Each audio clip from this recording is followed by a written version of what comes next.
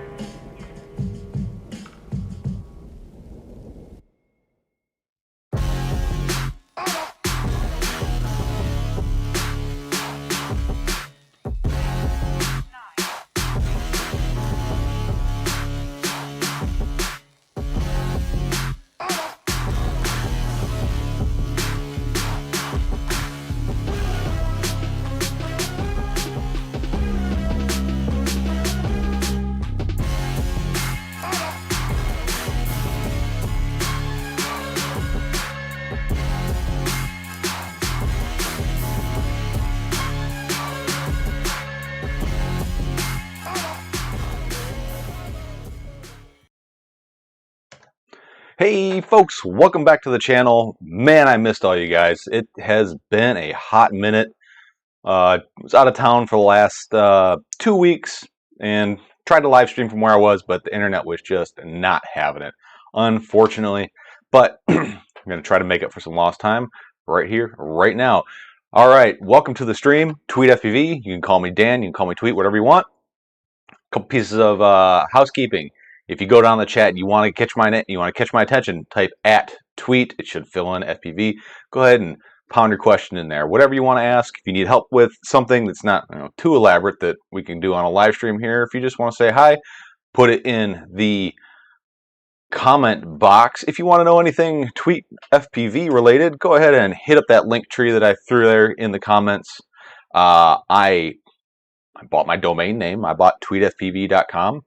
I have no idea what to do with it, but I got it. Figure I'd get it before somebody else does. Let's see, a couple other bits of business. You might hear a lot of really weird background noise. My daughter has a little friend over, and yeah, they're still up, and they're making all sorts of noise upstairs. Just craziness. Loud kids. I think they managed to break 3 keys on my piano today. So, kids be kids, right? Multi-GP championships going on right now. Really cool stuff. Good buddy of mine, Joel, he's there in racing, and he says it is a really awesome track, super complex, windy as hell, and he's like, for some reason, the video is just perfect there. They got 8 pilots up, race band going left hand, right hand, polarized antennas, and I don't know. He says it works really well. We can't do that at the field for some reason. With 6 people, we have nothing but video problems.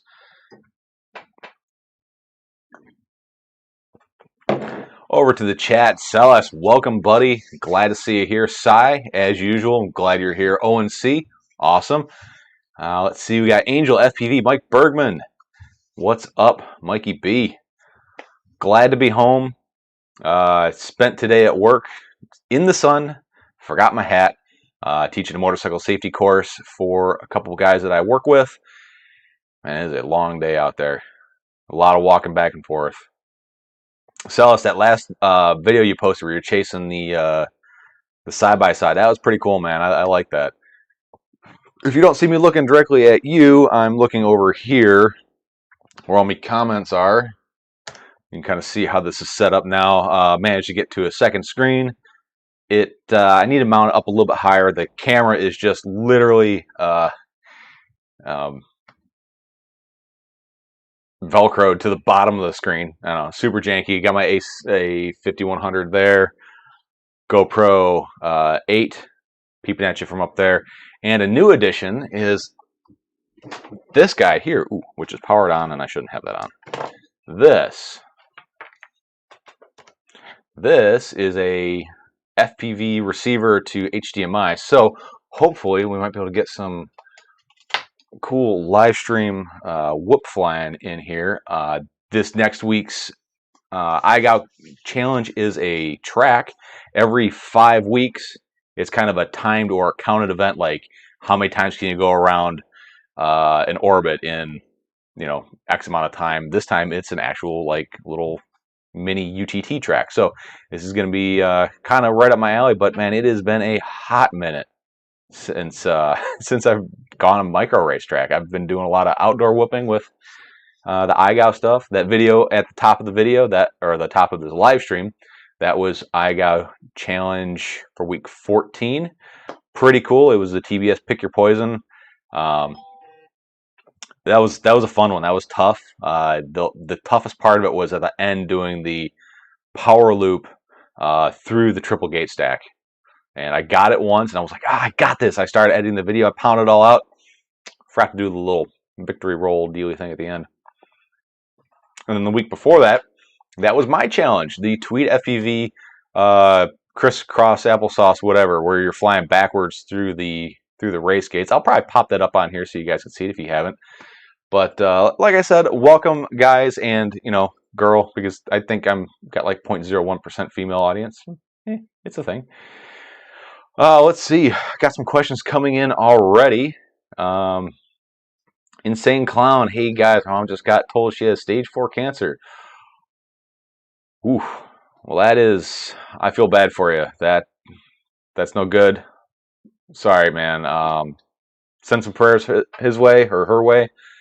Sai, do you know if a 3-inch would be strong enough to hold a GoPro session type camera?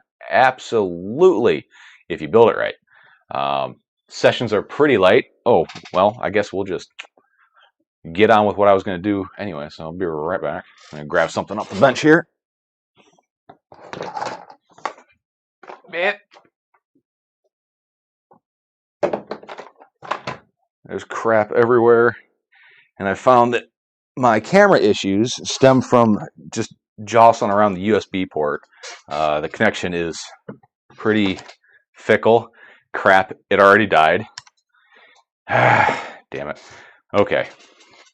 My bench cam has already crapped itself because that's kind of the way things go around here. So maybe we can do this. We can repurpose the GoPro to maybe like meow. Do one of these things to move it over. And there we go. All right, this isn't nearly as good as the having the A5100 up there, but one of these days I got to figure out what the issue is with that thing. So here we go.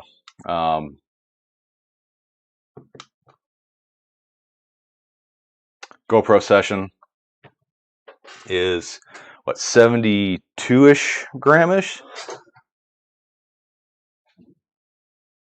The wherever the heck I put it, where did I put it?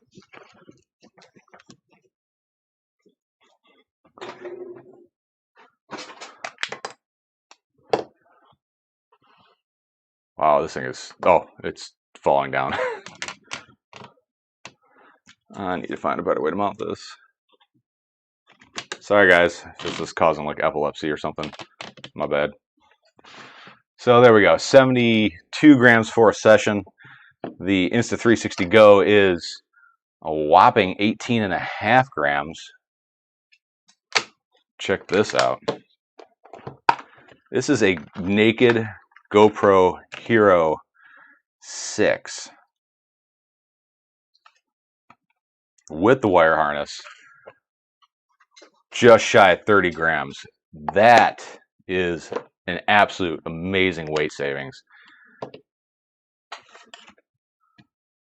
I mean, 10 more grams than a Insta360. It's going to be a hard sell to not fly this guy. Although this does come with a lot of downsides. It has almost zero protection to it. If you crash it, she's done. You got to basically dismantle and destroy a Hero 6. So, I mean, there's some trade-offs. But carrying around that HD camera, there's a lot of compromises there. So you got to kind of pick and choose. All right, over to the comments. Snappy's watching. That's 10% chicks right there. Yeah, no kidding, man. Let's see. I was going to swap the frame. Swap a Diatone GT3 49 to a different frame. Be able to mount camera. I believe the Hummingbird Acrobat. The Acrobat was designed, I think, to carry a. No, it wasn't designed to carry a GoPro. It was designed to carry a split style board. But you can do it. It's not going to be the most acrobatic thing in the world, but it's definitely capable of doing it. Just got to build light. John Larson, welcome to the chat. Thanks, buddy. At work, can't hang out with you guys. Good luck, everyone. John, very much appreciate it. You're one of the longtime backers of the channel. Greatly appreciated. L. Leston, sending prayers. Thank you, guys. This community is something else. Sergio, is that how you say it? I think so. He tweeted, I am a light. Oh, okay, Light Yami from Discord. If you remember, would you help me with my X-Lite Pro issues back at the beginning of the year? I think did you just hit me up like about an hour ago? Sorry, family time. Oh, yeah, I got you here. I'll help you out. Oh, managed to get a new radio. Cool. Did the new radio fix your issues? Was the old one faulty? Because we went through a lot of troubleshooting with him, and it came down to like basically the internal RF module would just never turn on his radio. I think that's what his issue was, if I can remember right. There's so many people out there that ask for help with this FR Sky stuff that sometimes it's hard to keep track. Remember, I'm only one of me, but there's a lot of you. So if I don't remember you or your problem, please don't take offense to it. There's a lot of people with a lot of problems. Sorry. Let's see. Yannick, what up, buddy? Welcome to the live stream. Manic, what up, pimp? Playa? Manic with a $5 super chat. Thank you, buddy. That'll keep me flush with these guys all night. ONC, yeah, I know who you are. I love your icon, man. That it's simple but very well stated. I really like it. Boots, welcome, buddy.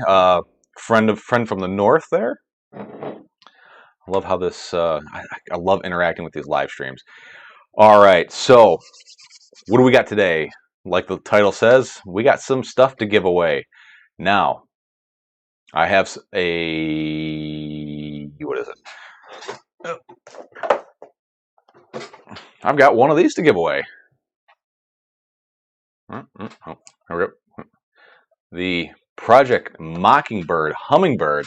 Now, to get into the entry for this, I'm not going to tell you where to go, but I think you can probably guess and figure out where to go to get into the entry form, but it's only for special people. Don't worry, we'll do some other giveaways tonight, but the Project Mockingbird Hummingbird, let's go ahead and open this guy up so you guys can take a look at it. This is the second one I bought. I've got one, I gave it to a friend of mine to kind of get him into the hobby.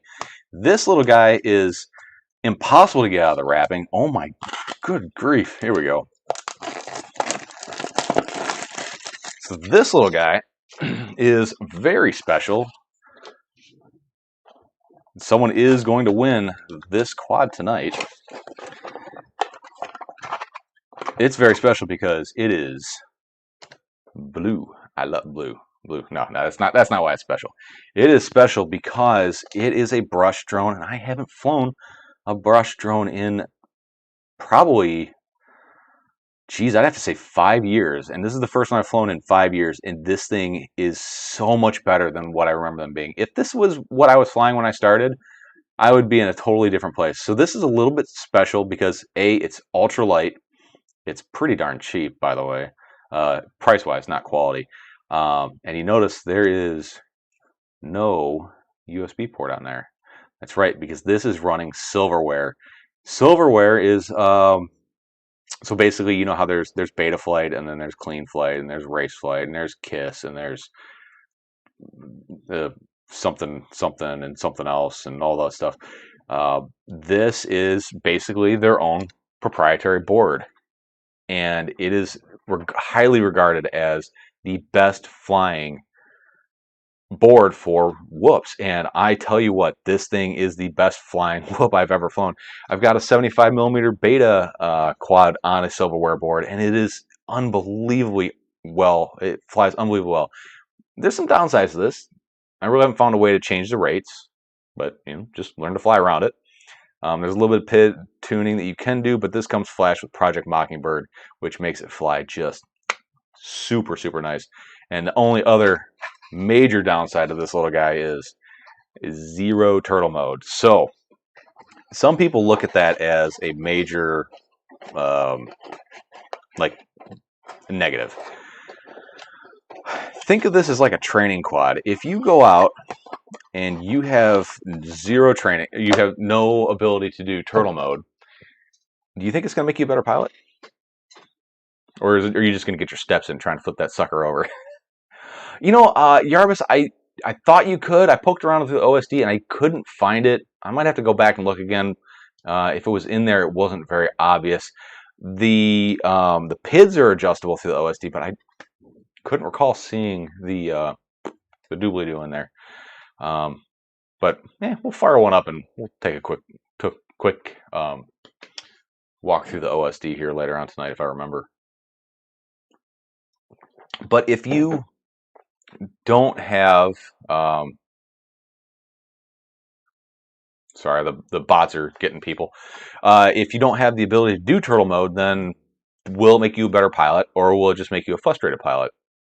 It's kind of an interesting question that I've had to ask myself. I've had turtle mode for too long, but this is a excellent flying quad. It is a great practice quad, beginner quad, loner quad. So one of the things I'm trying to do is get more people into the hobby before the FAA kills it. And I was contacted by a patron member. He goes by the name of T-Bird. Super awesome dude. He's like, hey man, I've got a bunch of tech stuff that I don't want and I can't throw it away. I can't throw it away because I'm like, that's the same problem I got. I can't throw nothing away. And he's like, can you find a good home for it? I'm like, absolutely. I can find a good home for it. I got a care package from him, monster box, 2 sets of Emax goggles, 2 sets of the Emax controller for like the RTF kits, and a Taranis QX7 Access Edition.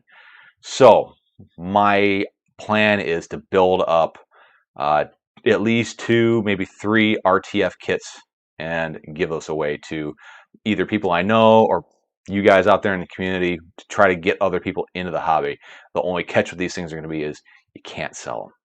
You get them, you use them, you pass them on. Granted, I have absolutely no way of making sure you guys do that, but it's just going to be a way of spreading the love of this hobby. And hopefully we can do that. And I got a feeling that this little guy here is going to be at the heart of pretty much all of it, because this will do, this will do D16. I'm about positive it'll do D16. If not, I'll figure something out.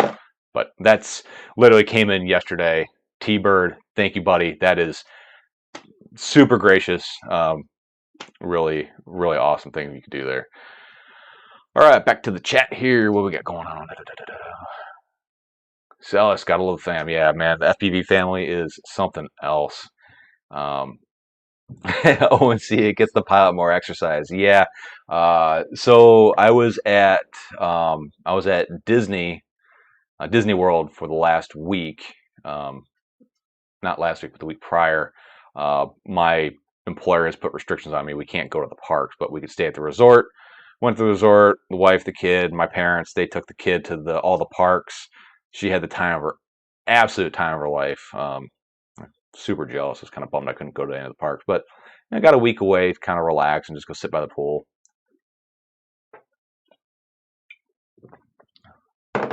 But Disney's like quarter capacity, so I mean, if you're gonna go and you're not afraid of the Rona, dude, now's the time to go. There's nobody there. Let's see. Yeah, Joey Rodriguez, that is a heck of a gift box, dude. Um, and those Emax goggles, man, for being a box goggle, they are way nicer than they should be. Um, yeah, that's a really good point, man. If this little guy doesn't do turtle mode, you're not flying that far away. So, one of the arguments I've heard is like if you're at a race and you're using it, somebody just um, if you're at a race and you crash, you're usually very well officiated, meaning there's a ton of people standing around that are just kind of walking around the track, and they'll flip you over and put you back on. The problem is with the indoor races I do, there's usually not a ton of people sitting around, or the tracks are just all over the place. So if you crash and you don't have turtle mode, it makes it tough. Like the Emax Tiny Hawk 2, in all my testing with my really nice Delta 5 timer, it is always just a second or two faster on average than all the other drones that I have, all the little micros.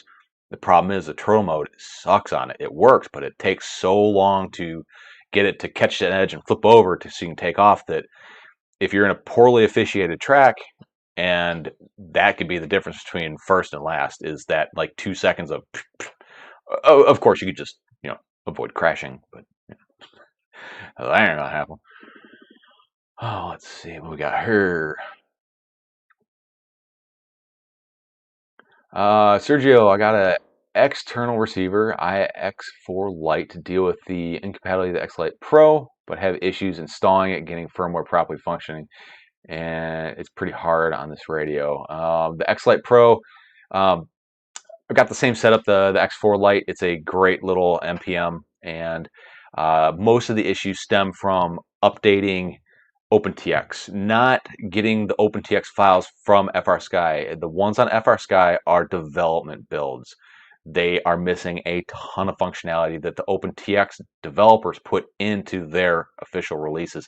And I've been talking to FrSky to get them to list those as development builds. I haven't checked to see if they've done it, but they've agreed, like, oh yeah, that's actually a pretty good idea.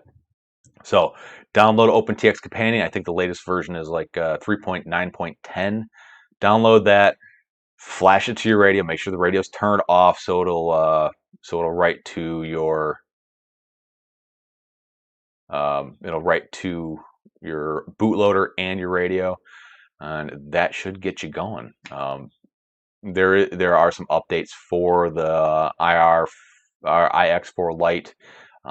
If you have a really old one, it's a pain in the ass to reload it or to upload it, because the old versions they didn't flash a bootloader to the memory inside of it, so they're plugging in the USB port in the bottom does nothing, and you've got to wire in a FTDI adapter and go through all sorts of stuff to do it. I have a video in my channel on how to do it, but if it's a newer MPM, you should just be able to plug it in, download the multi-flash tool, flash it up. Bob's your uncle. Super easy. But either way, you should still be able to do it. The other issue you're probably running into is your drone configuration. If you're using a drone with an SPI board, like this guy, the Mobula 6 or whatever, you need to change your your receiver provider to FrSky D, not X. X is D16, D is D8. And I've got like 4 videos on how to do that. But if you need help walking through it, Discord, bro. Hit me up on the Discord. I got a bunch of people in there that have heard me repeat this same song and dance over and over and over. And if I'm not around, they could probably walk you through it too. And if not, you can just scroll back through the stuffs. Da, da, da.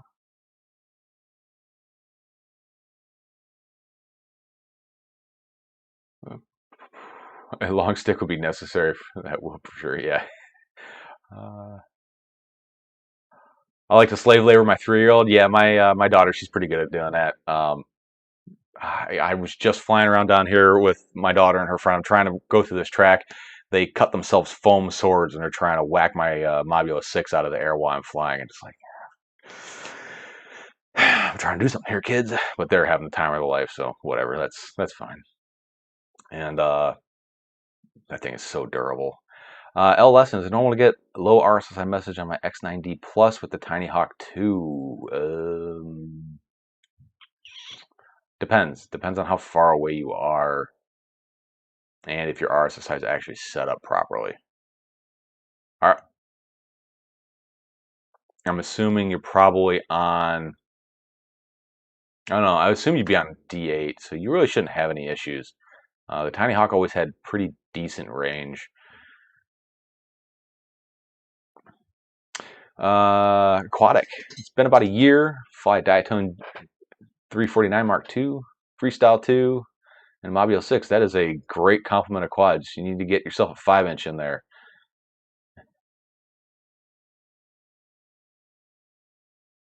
ONC, is there a way to have D16 and access receivers bound and working on a QX7 without having to change firmware versions on your radio every time you want to switch quads? You can absolutely do that. You just can't upgrade to the ISRM 2 point anything firmwares. You got to stay on 1.1.3. Or if you're using D16 receivers, you need to update the D16 receivers to version 2.x of ACCST. Does that make sense? Maybe. Problem with the camera, this one's like really blown out. Maybe that'll help. I don't know. I can't change the exposure to manual on this thing, or otherwise it'll go down to like 5 frames per second. It's annoying. Cameras are annoying. I don't know why I have so much issues with them. This stupid A5100. God, it looks so good, but it's not the camera. It's the Elgato 4K capture card. I looked at it wrong and it craps out. But I have found a way to fix it. It requires me to unplug and shut down OBS. I'm not ready to do that. Back to the chat here. So before we go back to the chat, I am giving this guy away tonight. If you want to get the entry, it's a scavenger hunt. You're going to have to go figure out where it's at. Think about where it would be. Yeah, let's see. Boots. Just updated my NPM Vantech. Had to get an adapter to do mine. What a pain in the ass, but it worked. Watch the video. Yeah, and after that, Boots, you shouldn't need to use that adapter again. It's a one-time deal. But I'll be honest, I've had an FTDI adapter around for other stuff before that. So, you know, sometimes they're useful. Oh, another useful piece of equipment. Let me see if I can't dig up some pictures. Hang on. I can't multitask. A, B, C, D. Discord.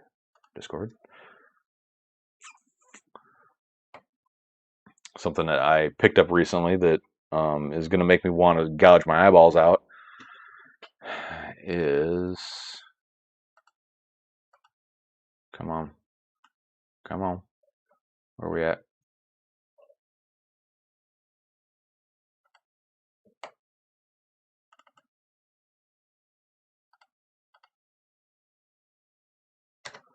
This little guy here.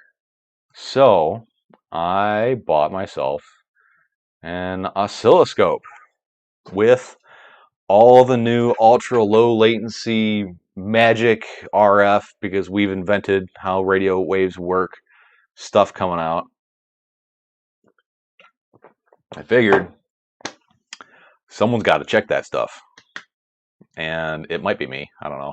I'm still working with this thing. I'm teaching myself how to use it, and there's a major learning curve to this. I also bought kind of an older oscilloscope, so I don't have the resolution I think I would like, but that's I'm going to make do with what I got. So what you're looking at here, this is an S-bus signal out of a FR Sky RX4R with Access 2.12, whatever the newest version of Access is. And here, each one of these blue blocks, let's see if I can blow this up a little bit more. There you go. Each blue block here is the S-bus signal. It's one packet. 2 packets, 3 packets. And it's really hard to see the way it is here, but when you zoom in on the wavelength here, or on the signal, you basically have to change your time scaling to be much shorter, like I'm talking like nanoseconds. You can see a distinct change in this waveform when, let me rewind this. So I basically took the push button on a FrSky X9 Lite S. There's momentary push buttons, and I assigned that to channel 1. So when I push that button, it goes from 0 to 100. And that's what this line here is on the top. This is me pushing the button. So this is the button going from off to on, and that's a trigger point.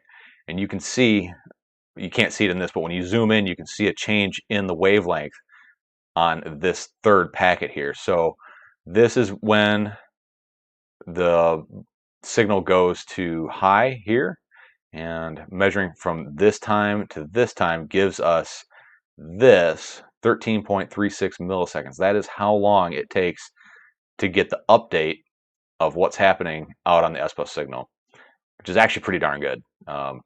So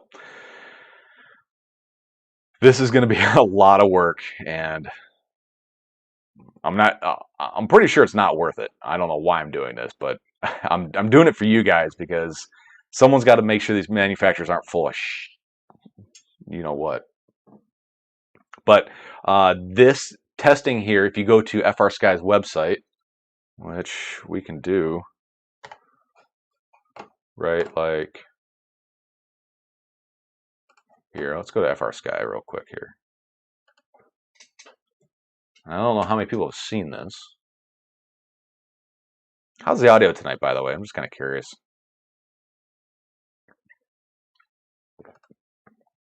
If you go to FrSky's website and go to Access here, they actually have oscilloscope traces of their new Access system. So here's the X-Lite Pro with, oh, here we go, QX7 Access Heartbeat, which is basically they're trying to sync up the output pulses of the radio with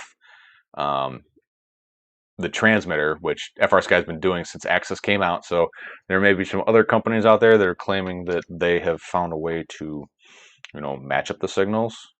FrSky has been doing it for a while, just so you guys know. But here is their signal traces, and I'm getting darn near the same thing that they're getting. So the fastest one they got was 13 milliseconds, highest was 23, and then average is about 20.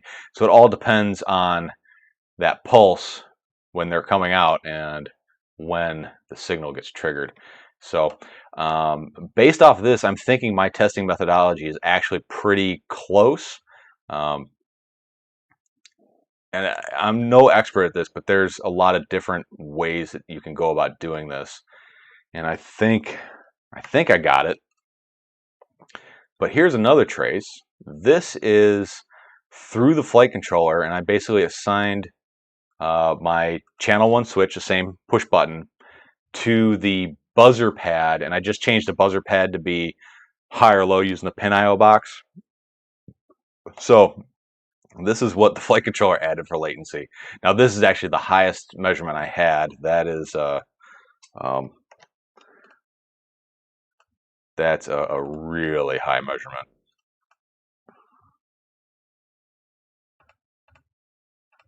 And this here's another one.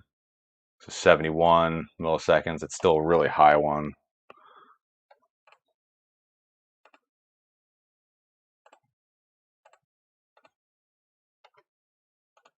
And 80. So you can see how much your flight controller is adding to that signal before it does something. Now I'm sure that I assume that the flight controller prioritizes ESC output over this, but this is coming on through channel 1. So again, there's a lot of other testing. I guarantee you these are not the numbers that these manufacturers are touting. They're talking the numbers between when you do something in the radio and when it comes out of the receiver as an S-bus signal. That's the time measurement they're testing, because if they said, oh, we got 80 milliseconds latency, nobody would buy it. So that's that's a heck of an update, and that is going to be this is a beast of a project to take on, and I'm going to catch a ton of shit from people if I start finding that manufacturers are kind of full of shit. All right, back to the chat. Sorry guys, that was a doozy there. Celis doing good work. Hit that like button, guys.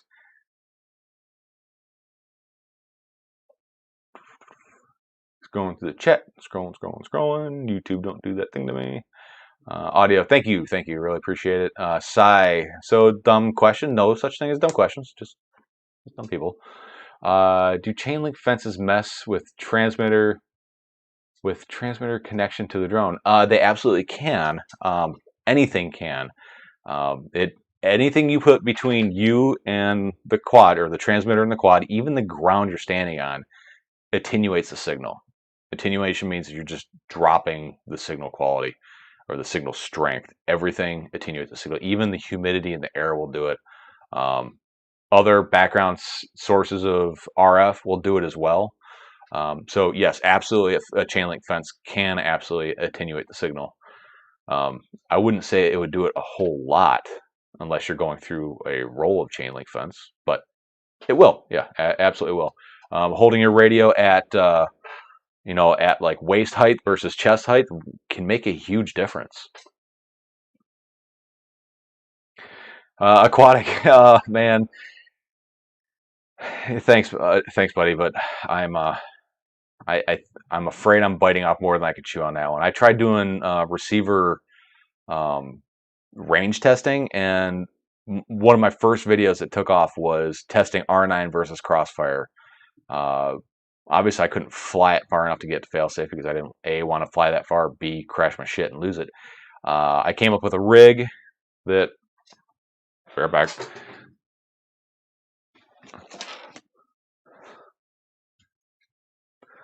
Some people call it being a pack rat. Some people call it the same thing. I came up with a rig kind of like this. So this box has a LiPo, a 5-volt butt converter, a bunch of PCB stuff that I kind of made up myself, a S-bus converter. So this takes a S-bus signal and turns it into a PPM signal for these servos. So what I've got in this box is 2 different receivers, and the idea was to strap this thing to the underside of my my Mavic Air, fly it, and so it'll be underneath the Mavic like this, and then when you fail safe, one of these flags would pop up in view, kind of like that. In practice, it actually worked really well, but the receivers I was testing outran my Mavic. So this didn't really work so well. So going back to my first video that I did for range testing, I had the same setup. I just stuck on the dashboard of my car and headed down the road. I found that the older XSRs, I mean, if you haven't been in this hobby for a while, you've probably never seen an XSR. So this is like one of the first like really decent receivers. I mean, and it's huge. So that's an XSR. That's way before the RXSRs. Fail-safed about half a mile down the road, and this is terrain that's going down. So I'm trying to. This is like worst case scenario, but I'm trying to keep it consistent. I found that where my R9 fail-safed and where the Crossfire fail-safe, both at 100 milliwatts, fail-safed at darn near the exact same place. At that time, the R9 would go up to 1 watt and Crossfire could not. The R9 went another maybe 1/8 of a mile down the road. The new Archer, the new FrSky Archer RS receivers, that thing fail-safed at the exact same place that Crossfire did at 100 milliwatts. I mean, read what you want into it, but it definitely went way farther than like the older receivers did that were on 2.4. So again, way more testing needs to go into that. The only thing I don't have is time. So, moving on from that. But now I do have this little guy here, the Flywheel Explorer. Super nice little quad. I plan on trying to redo the same test, but with this, because I'm starting to trust GPS rescue mode. So we'll see. We'll see. Again, way more time is needed than what I have. Let's see. Going back to the chat. Been meaning to buy one of those mini-wear oscilloscopes. I was considering that, but I was looking at how low the resolution was, and I was pretty sure that there's no way I could do that. Do this kind of testing with one of those. But that is a nice little oscilloscope. If you need like a real bare bones, like let's just do this type of oscilloscope, where you just want to see a waveform move to verify it, that those look pretty nice. I haven't had one to try it, but I'd really like to. Let's see, Sai. I've checked the drone over multiple times. Haven't had a problem with it at all. Which drone is that? Is that like a tiny hawk, Sai? Put it in the doobly-doo there. Leston, same to you, brother. Sergio, I just installed OpenTX on my PC. Where is the file that I have to flash on the radio? I've got the files from OpenTX page 2, so I'm reinstalling everything. Okay.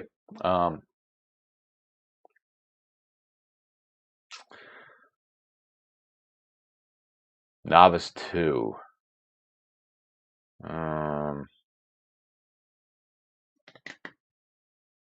Are you using the radio that came with the Novice 2, Sai? Oh, with the beta light controller. The beta light controller does not have great range. Was it working well at one point and not now? That's kind of what I'm curious. Or has it always just had poor range? And by poor range, how far is that? Let's see. Who were we talking to before? Sergio. Sergio. Okay. All right, buddy. Here we go. Let's open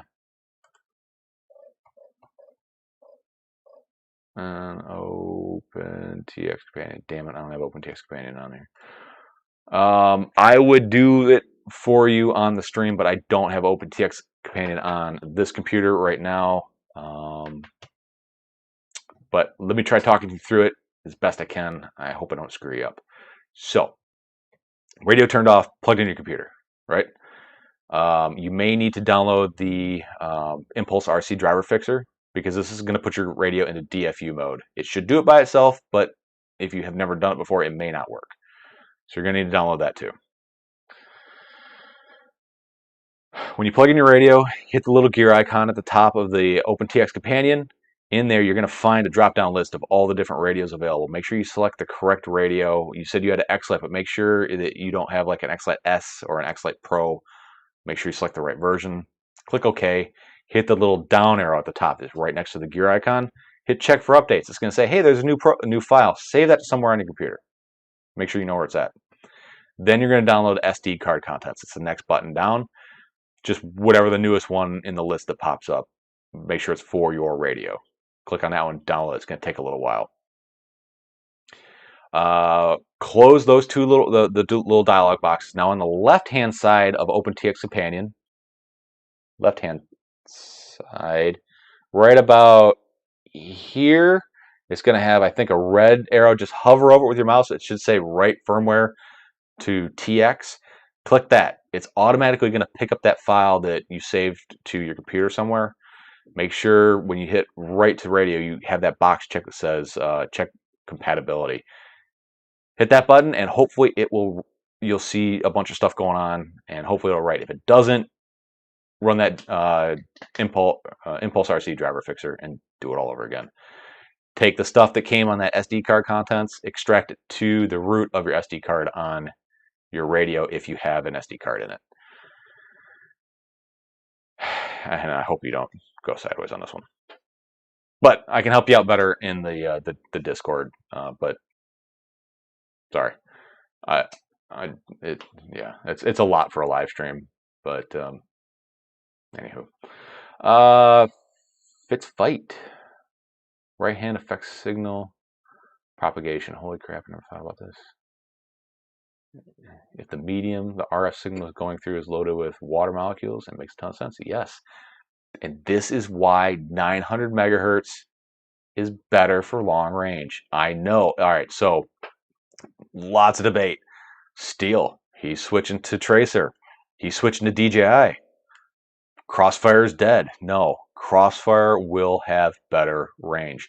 In open air, with all things being equal, same power output, no obstructions, line of sight, 2.4 gigahertz will go for miles. You put a water molecule in there, and guess what? It ain't gonna happen. You put some dust in the air, a tree, clouds, a block wall, a bando, ain't gonna happen. 900 megahertz is gonna have better success at getting through obstacles because the wavelength is a lot longer. 2.4 wavelength, imagine it's, you know, that wide. 900's this wide. 900 is going to be able to go for simplicity's sake, it's going to be able to go through things. Go take a look at your microwave. Take a real close look at your microwave door if you've got a glass door on it. Notice there's a little grid, little tiny circles. The reason it's like that is because those circles allow you to see in there, but those circles are just a little bit smaller than the microwave RF that's in there, so that can't get out and fry your eyeballs. RF is RF. It does not matter what kind of marketing, wanketeering you throw on it. RF cannot change. It's physics. Like, you can't make RF better. You can make it more clean. You can make it cleaner. You can have better receivers, better transmitters, better tuned antennas. That stuff you absolutely can do. 2.4 gigahertz is 2.4 gigahertz. 900 megahertz is 900 megahertz. You cannot change that. Rant over. Oh boy, sorry. Yeah, the radio, that little PCB board antenna that's in there kind of sucks. What you can do is you can poke a hole in it and get yourself a SMA pigtail with an MMCX, UFL connector on the other end of it, and you can put a normal antenna on there, and that definitely will help out a lot. Also, make sure your antennas aren't cut on the receiving end. Make sure they're oriented properly. So that's 2.4, so you're going to want one pointing up and one pointing somewhere horizontal, because if this is your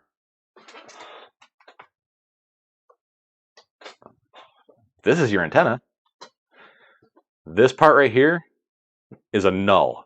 So the wavelengths propagate out from the sides all the way around, propagate out. But the top and the bottom of the antenna is a null. So you get this V shape of nothingness. So if I point this directly at you, there is no signal, or very, very little signal here. Same thing from the bottom. So if your quad's out, say you're my quad, I want my antenna like this. It is the maximum likelihood that you're going to have a good signal. So that's why your antennas on your 2.4 gigahertz quads, one goes up, one goes sideways. So when you do a roll, there's a null, but you still have a good element here. If you do this, you're always in a coverage area. There's never two nulls pointing at you. That's the problem with 900 megahertz. That big ass long antenna, that is the whole antenna. So that thing has to be straight all the time. So, whoop, you've got a null. Oh, you got another null, actually. Man, I'm full of all. It's almost like I had this stuff planned. Well, this might explain why I've had poor reception with this receiver. I'm missing half the antenna. So, oh, actually, I might have just ripped it off. Damn it, it's right here. So, this, if you can see it. Come on, damn it. This is a 900 megahertz antenna. I don't know how well you can see that, but if you can see, there's one element coming here and one out here. This is essentially this. Wavelength's much longer on 900 versus 2.4. That's a downside to it, as far as I'm concerned, because that's a lot harder to mount and deal with. Man, I wish I could get this in a spot where you could see it. So this whole antenna needs to be mounted completely straight to be effective. This Immortal L crap that is better for durability, but you're losing your signal quality. So if you have one antenna like this mounted on a quad and you do a flippy floppy, whoop, now you got a null pointing at you. Another null. How many of you thought you were going to learn something today? Okay. Let's see, size says 1 out of 6 flights I take, only one will lose signal when I fly the same path. 106, about 300 feet away. Lose a signal. 350 feet away. That's not great. You may have a lot of background RF in 2.4. Like the field I fly at, I get 99% RSSI everywhere, but there's one spot that every once in a while I'll fail safe. Like and my other buddy on 900 megs will fail safe at the exact same spot. I don't know if there's like a high gain antenna there or something weird. But it may be background RF. It may be poorly oriented antennas. I don't know how the Novice 2 mounts the antennas on it, or what kind of antennas it has, for that matter. Let's see. Link to Discord. Go join. I don't have a link to Discord, but I have a link to the link tree, which has a link to Discord. It just makes it easier. Like I said in the beginning, I bought my domain, tweetfuv.com. If you go there, it's... Hell, I don't even know if anything's there. I'm kind of curious.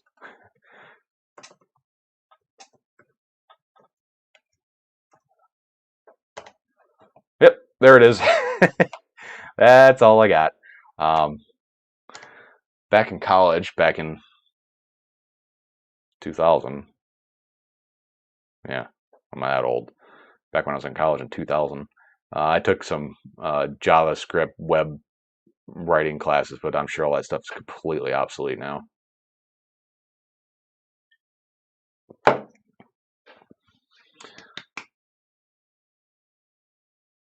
Yes, Mike Bergman. That is a awesome analogy. The same reason you can hear a subwoofer from 6 blocks away, but not the treble. The lower frequencies carry farther. Awesome analogy. Never thought of it that way. Steel likes the speed of the tracer, which, yeah. Okay, so I thought, I always think, like, am I really going to notice a difference? So on my Mobula 6, this little guy, literally 2 hours before this live stream, I took the Crossfire receiver off of it and went back to the SPI, the SPI board. Holy crap. I can really feel the difference. This is so much slower than this. You don't notice it going to the faster side, but when you go back, holy crap, you can really tell the difference. So I'm running Red Pine, and I have the speed again.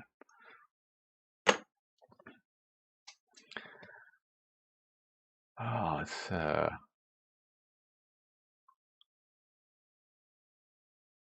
yeah, the tracer's gonna be way faster than Crossfire as far as like the signal speed. You're not gonna get the range though. You may line of sight, but once you start getting into like crappy certain areas like inside bandos, you're definitely gonna lose out on some range.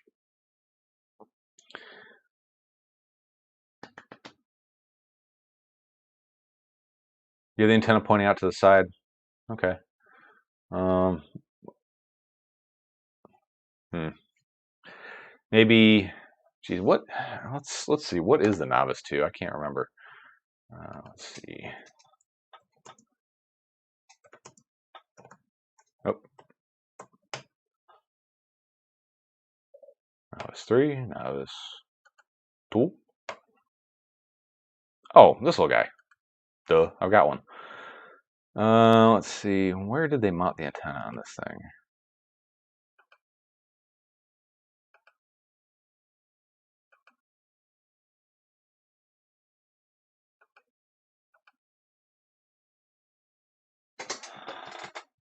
I don't see a receiver antenna.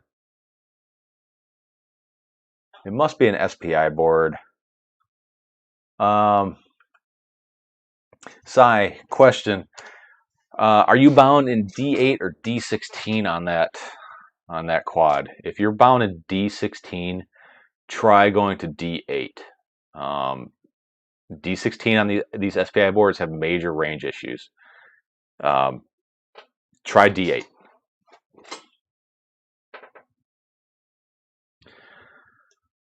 L. Leston wants to know what my career field is.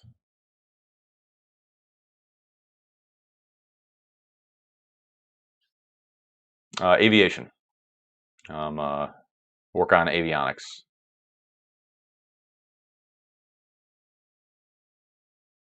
Yeah, Fitz, that is definitely going to help him compensate for the increased latency of the goggles. No, it makes total sense.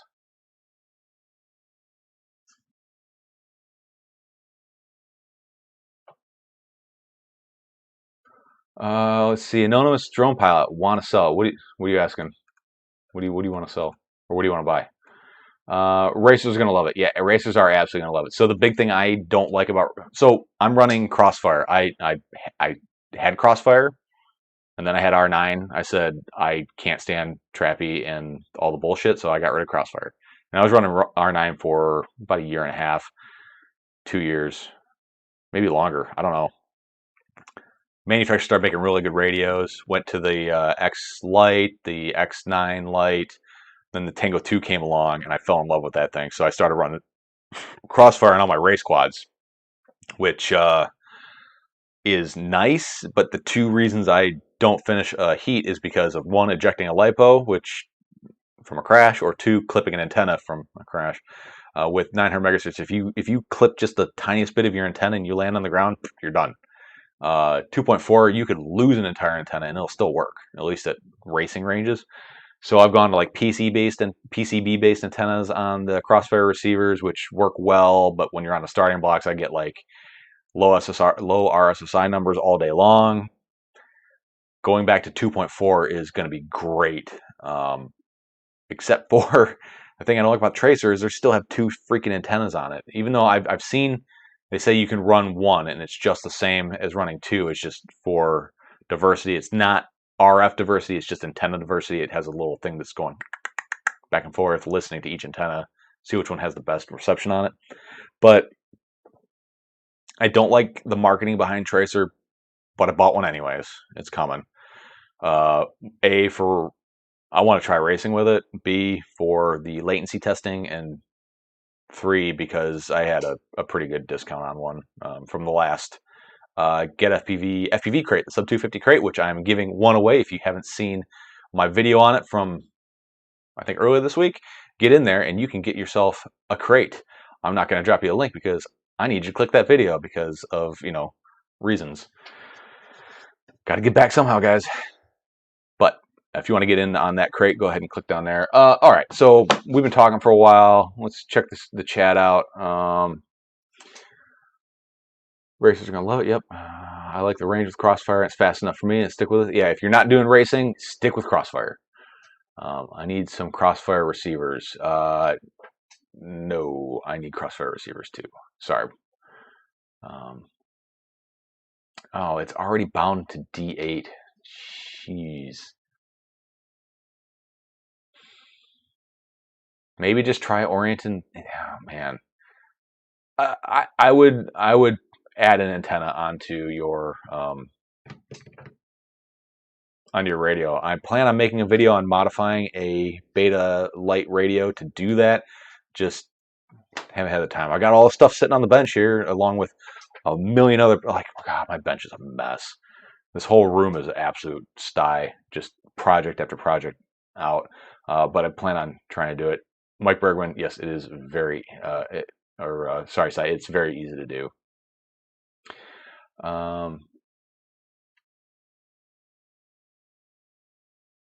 Michael Montgomery, welcome, buddy. Thanks for coming. Sell us, dude. That's awesome, man. Thank you for saying that. Boots, yeah, I'm gonna get a Tango 2 when they're back in stock. Using my T16S. I have nothing but issues with it. I've been trying to help out a guy with a Radiomaster TX16S, and I pulled mine out of the box for the first time in the last couple months. I literally bought it just to make a template for making grips for it. I have zero intentions of using it. I pulled it out of the box. I'm like, damn, this thing feels really nice. And then I'm like, oh, this thing's huge. And I just helped the guy out, put it back in the box, and it's back on my shelf. I don't. It's too big. I prefer the smaller form factors. Not like X-Lite small, but I liked the X-Lite when I had it. But the Tango 2 strikes a very good balance.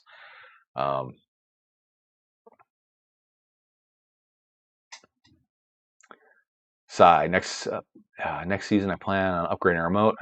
Just wanting to make sure it wasn't a drone problem. It could be. It could be a drone problem. It's hard to tell unless you have something else to try out with. Do you have any other quad Sci? Like, does that radio work well with another quad, but not with this one? Easy way to troubleshoot. Check out Howard Kennedy. Put a longer antenna on the SPI board and got better range. I've seen that, and it should theoretically give you better range as long as the wavelength is correct. The problem with 2.4 gigahertz is you can't just assume that it's 13.2 millimeters wavelength because, or I think that's what it is. I'm probably off, but the wavelength of the antenna, or the length of the antenna, should be equal to, at least in our case, 1/4 the wavelength of the 2.4 gigahertz signal. But that depends on what the inductance and capacitance, or inductance and reactance, I can't remember, of the actual board. Yeah, if there was no factor like that, yeah, it would be that quarter wavelength. But if there's a bunch of inductance in the board, they can actually change how long or short that radiating element is electronically. That's how you have, like an aircraft, you'll have one antenna, but it's capable of doing UHF, VHF from just a huge swath of frequencies. But it's one radiating element. They electronically change the length of the antenna with inductors and capacitors. Oh, it's Mike Bergman. What are you building tonight? I'm about to finish, about 3/4 finish with a 3-inch X8 Octo toothpick. What? I want to see pictures of that when you're done with it. And Catalyst Machine Works 5-inch shocker. Man, I love CMW stuff. Kind of expensive, but man, they make some really good stuff. Anonymous Drone Pod. Yeah, I got my crossfire module installed, my Tranus. I'm going to do long range with it. Use my modded DX16 for freestyle flying. Cool, man. Good choice. So I had the Mobile 6, but I can't do a range test with that. Why not? I've gotten a better range on my front arm. Is that common? It is not that uncommon because you're getting your antenna, typically if your 5.8 is in the back, getting the two shouldn't interfere with each other, but it can't help being close.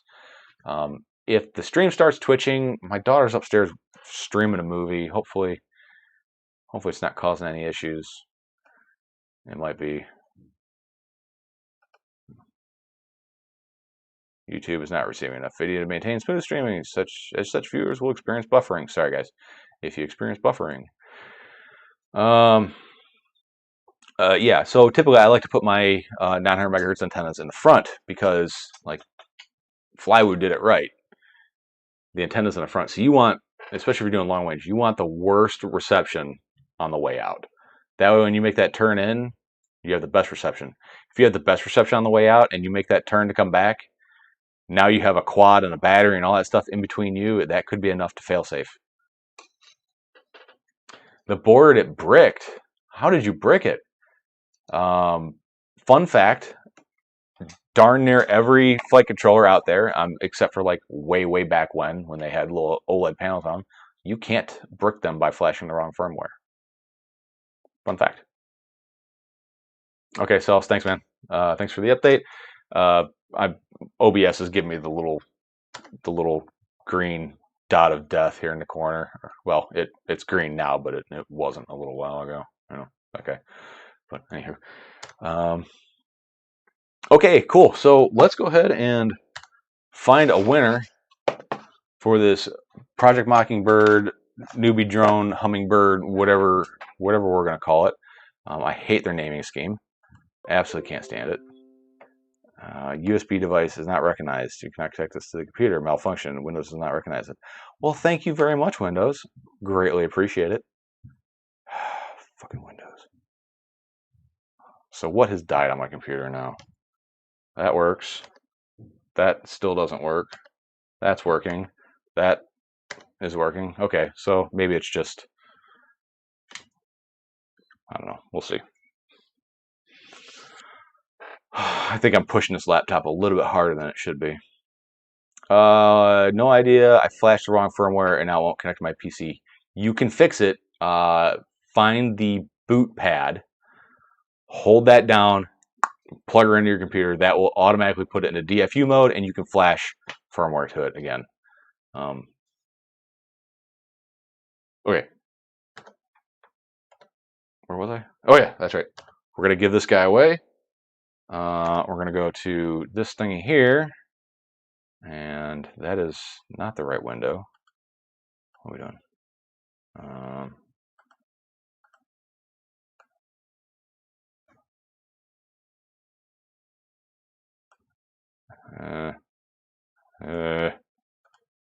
Worst computering ever. Ah, here we go. All right, how many responses we have? We have 11 people. 11 lucky people are gonna get a chance. Whoop, sorry, I don't want to show that. My bad, I'm an idiot. All right, so we got 11 people entered. How about I give you guys another 5 minutes? So, all right, 11 o'clock, we'll spin this thing. You have to fill out the form to get into the drawing. You got to go ahead and figure out where it's at. But it's open to everybody. Where are we at? Previous new home. Yeah, hold the button when you plug it in. You should get DFU mode, flash in the firmware. Yep.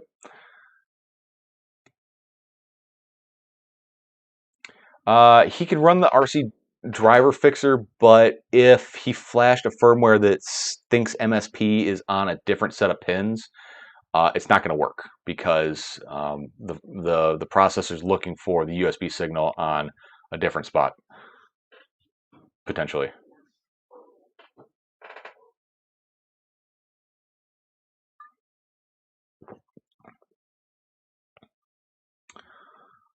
And you should be able to recover it. You cannot brick an STM32 chip.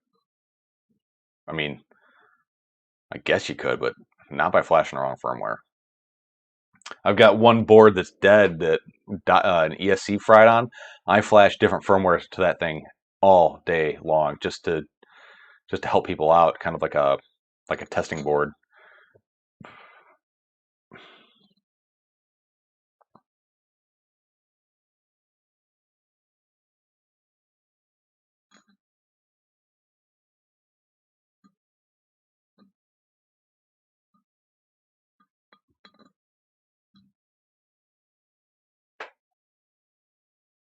Colin asks, where do I go for the giveaway?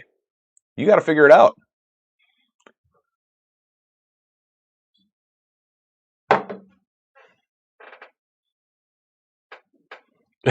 You don't know the stupidity of. Oh man. Just don't throw it away. Hang on to it.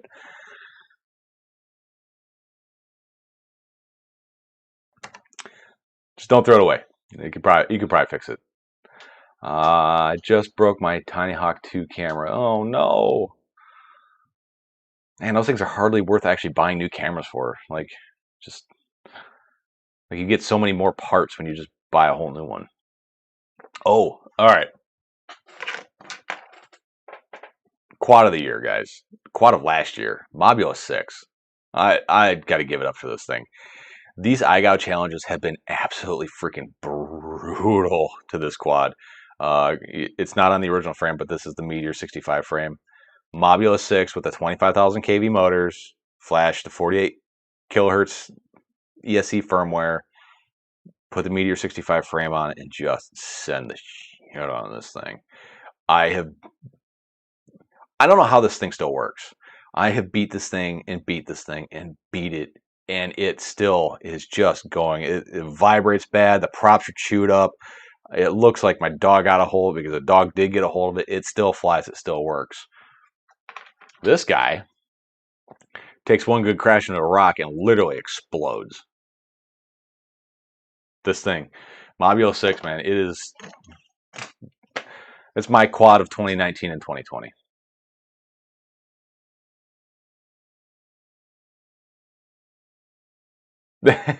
Yeah, my PayPal page. Yeah. Um, don't worry, I plan on giving away more stuff that's going to be easier to find than this Hummingbird. But yeah, this was the entry forms out there.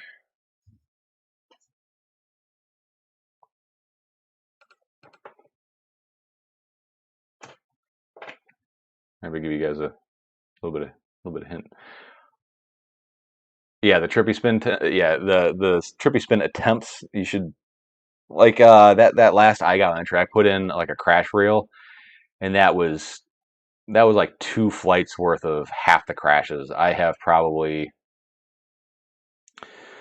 I don't know, maybe 20 batteries of just crashing the living dog snot out of this thing. I mean, even this thing, I don't even have. I have 3 motors. I have 3 Happy Model 25,000 kV motors, and then I've got 1 Beta FPV 20,000 kV motor on it. She's just a tank.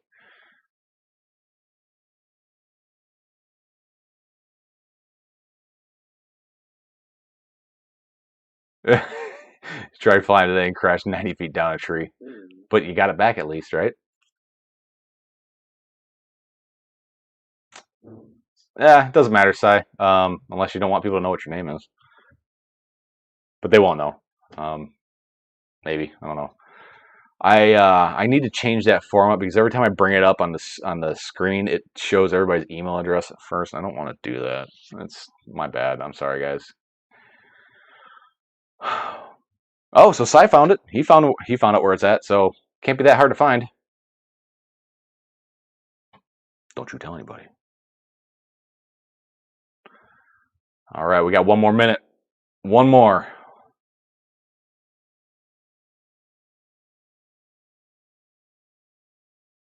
ONC, you got it back. Awesome, man. All right, I have now 12 entries. We're gonna do the wheel of this side. And you guys can keep trying to find it while I'm building up the wheel here.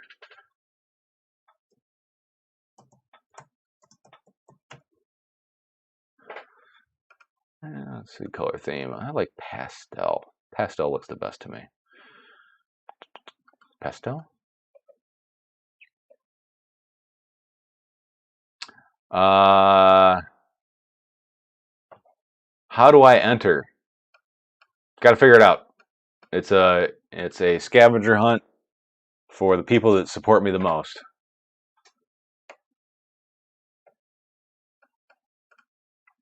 It starts. Try harder. I'm pretty sure I made the post public because it's against a certain website's terms of service to charge for entries because it's akin to gambling.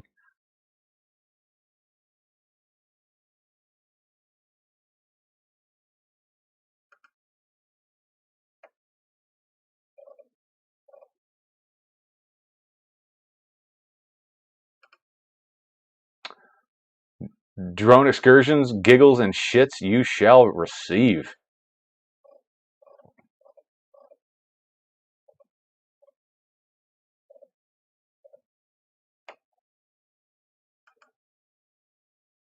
Let's see. I'm pretty sure I made that public. Yep, it absolutely is public. I'm looking at the link right now. Or at least the place that I have the link posted to. Sai, yes, it is public. But, all right. Seconds to spin. Somebody throw out a number between between 50 and 100. First number, that's what I'm going to use for the spin seconds.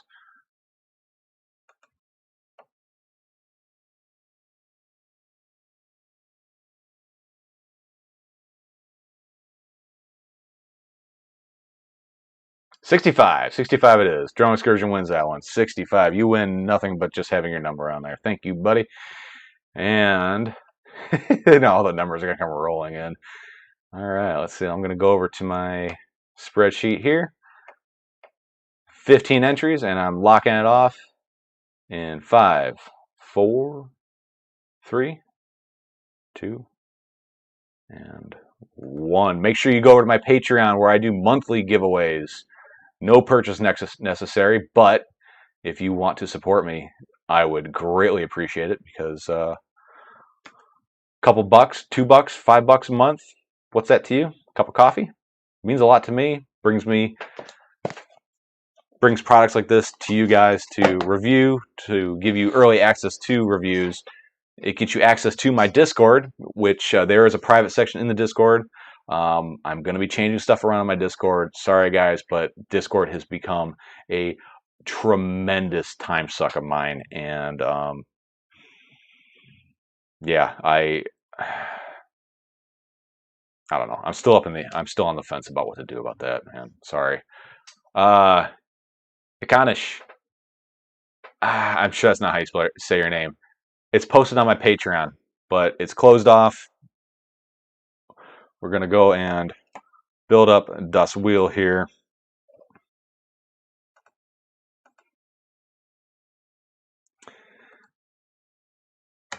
All right, here is the wheel. Here is the list of people, please. This is everybody who got in before I shut it down. And we're going to go and apply changes to the wheel. All right, folks, don't worry. I'll be giving more stuff away today that's easier to get a hold of. But this is a Patreon. All right, here's how it works. Patreon, terms of service. I cannot make that a private post because the private posts are only ones that people who are paying can see. It is gambling, which is illegal for the most part. Calling it a raffle doesn't matter. It's against Patreon's terms of service. They got me a little while back and they said, we will suspend your service if you do this again. You can leave it open to the public. You can make it a contest. My first couple giveaways were photo contests, things like that. Those things were a tremendous pain in the ass and nobody ever got in on them. But, so the way I'm doing it is I'm posting up on Patreon, public. I'm just not telling anybody. So, I'm sorry if you guys don't like it, but it is just the way it is. All right, folks, here we go. And we are going to spin this thing. Good luck to everybody. Why am I not on here? Where am I at? And, oh. Hey, there we go. All right. Thanks, everybody. Thank you for the supports over on Patreon. Greatly appreciate it. And let's give this guy away. By the way, you're covering shipping, whoever you are. I clicked on the picture of the wheel in the OBS preview. Oh, I suck at life. Here we go. Ready? And good luck.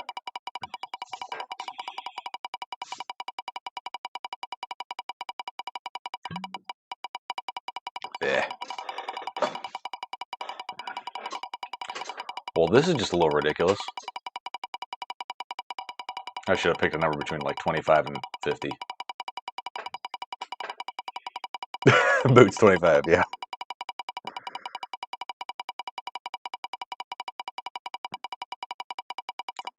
Riveting.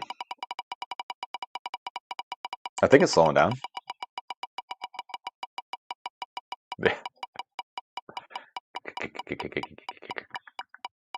And if whoever wins this doesn't accept it, I'm just going to randomly pick somebody, and they will be a Patreon member.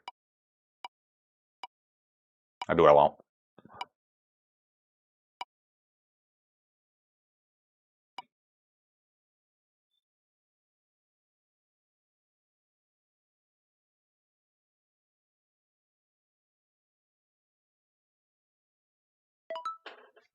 Peter, congratulations. You are the winner of the Newbie Drone Hummingbird Project Mockingbird Edition brushed blue silverware whoop, 65 milliliter whoop. No LiPos included because that makes it so I can't ship it USPS. You're covering shipping. Go ahead, hit me up, tweet fbv@gmail.com. I have a way of verifying you are who you are. We'll talk about that later. And congratulations on that. All right.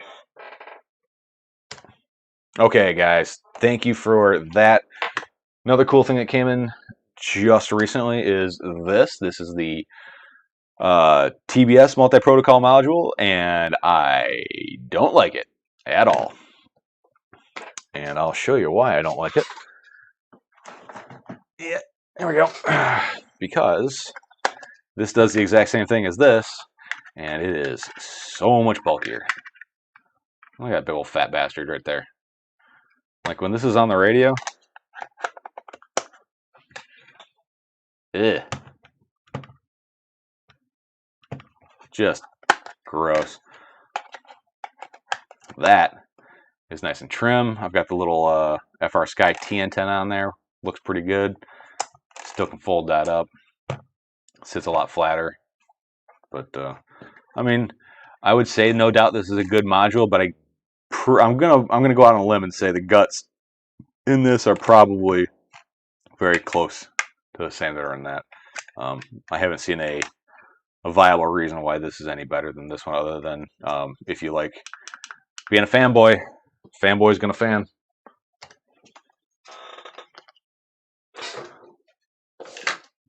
Michael Montgomery, sorry man. Keep watching that Patreon page, or just become a patron. That would be much appreciated, and we will be doing another one probably soon.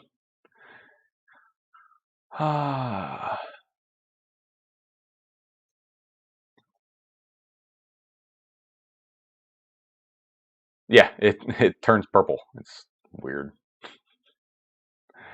Yeah. All right, so I have got just a ton of stuff on the bench here. All right, let me look through my pile. See what we can go next. Let's see. Guys,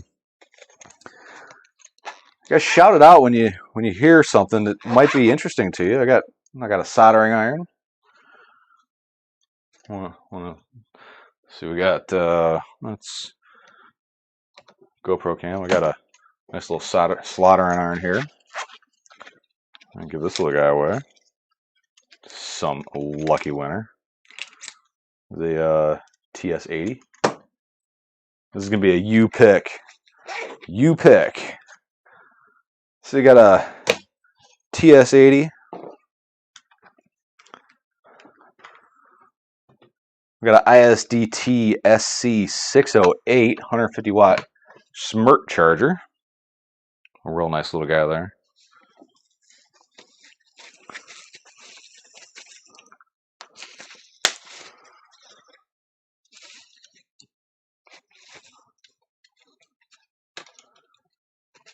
What's a good $150 radio that I can get that's FR Sky compatible? The FR Sky X9 Lite S, I believe, is sub 150. Let's check this out here.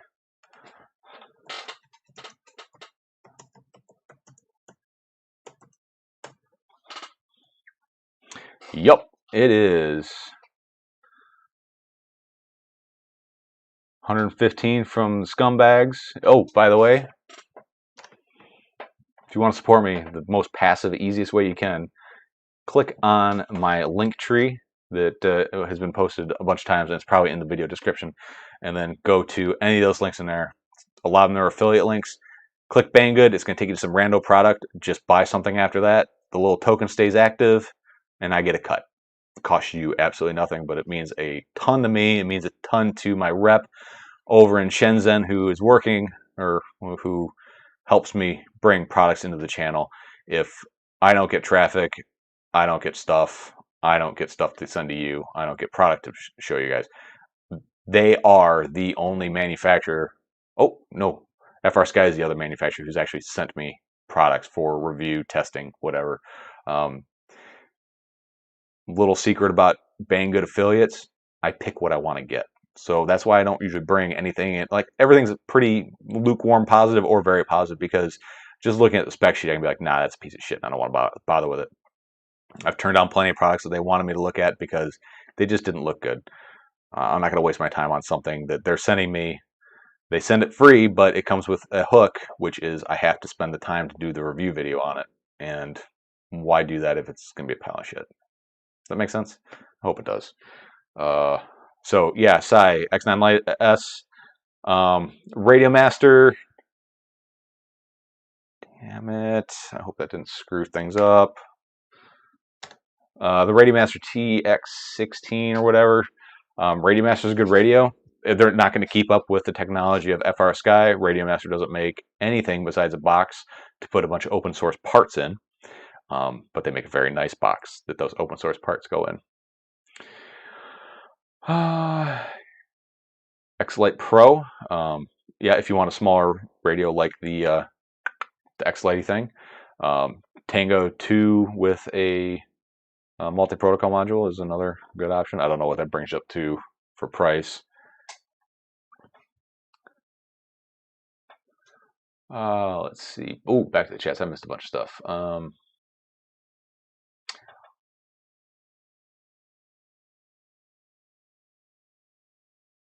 I had that module, but it's damn hard to configure. What module are we talking about? You talking about the TBIS one or the iRange module?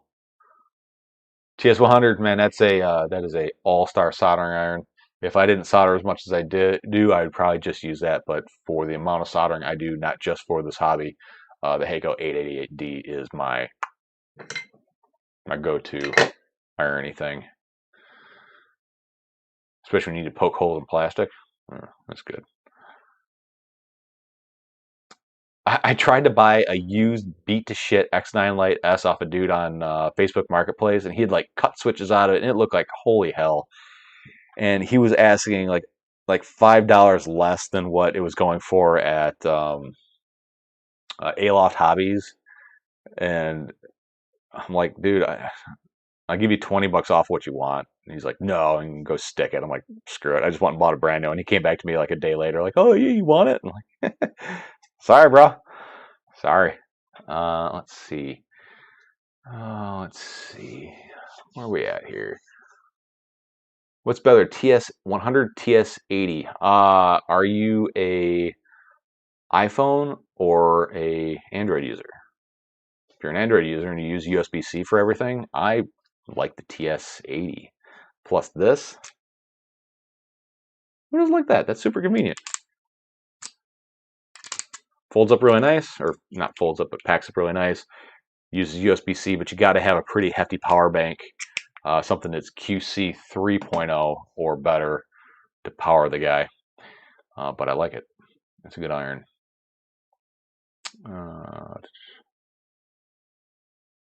Mike Bergman, I have a nearly new X90 Plus and X-Lite Pro. If anyone's looking, are they Access or ACCST?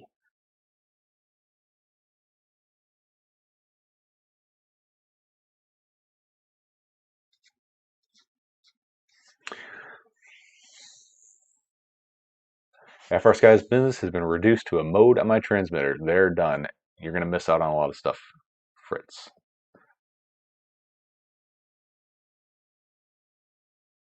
Fights. FR Sky's got new stuff coming out. They have sent me prototype or a beta version of firmware for the Archer R9 that has race mode, which they're saying they're getting 4 milliseconds on hardware that already exists on receivers that are in the market and radios that are already on the market. If you have an access transmitter, stop hitting these stupid cords. Oh my God, nothing's going to work over here. There's a ton of cords right down here, and I keep doing this, and I keep hitting them. FR Sky's got a lot of stuff going, and they're not going to be as fast as Ghost and Tracer, but it's going to be way cheaper. It's going to be already built into your radio, and you know, we'll see how it goes. Again, there's another reason why I've got that O-scope now.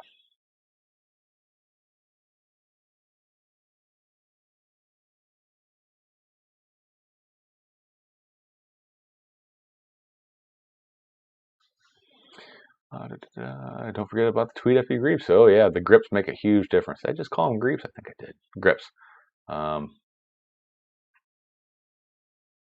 Yeah, a lot of people hate FR Sky, but they're also buying into a lot of the. Sorry, I'm looking for stuff while I'm talking. They're buying into a lot of the TVS marketing BS. They've caused a big rift in the hobby. People just listen and hang on certain people's every words without really fact checking or looking around at what's going on around them.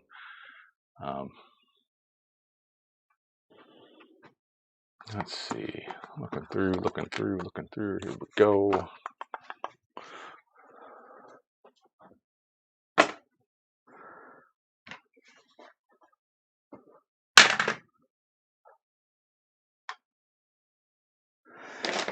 Oh, I've got an extra 533 tiny trainer frame.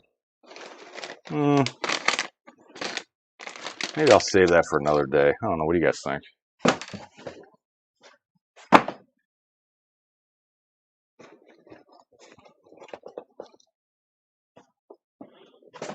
You guys getting interested yet?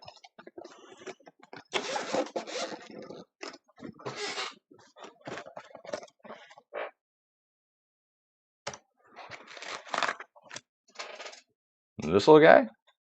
Remember this one from one of my review videos?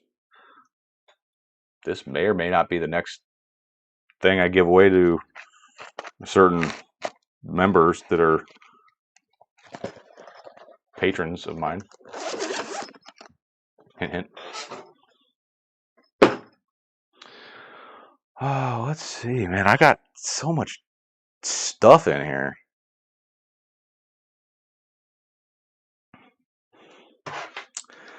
Oh, man, let's see. What else we got? Oh, man, I plan on doing some flying tonight and all that. I'm way behind. I gotta be back at work tomorrow morning. Ugh. Another day of walking around on the range teaching people how to ride motorcycles. Oh,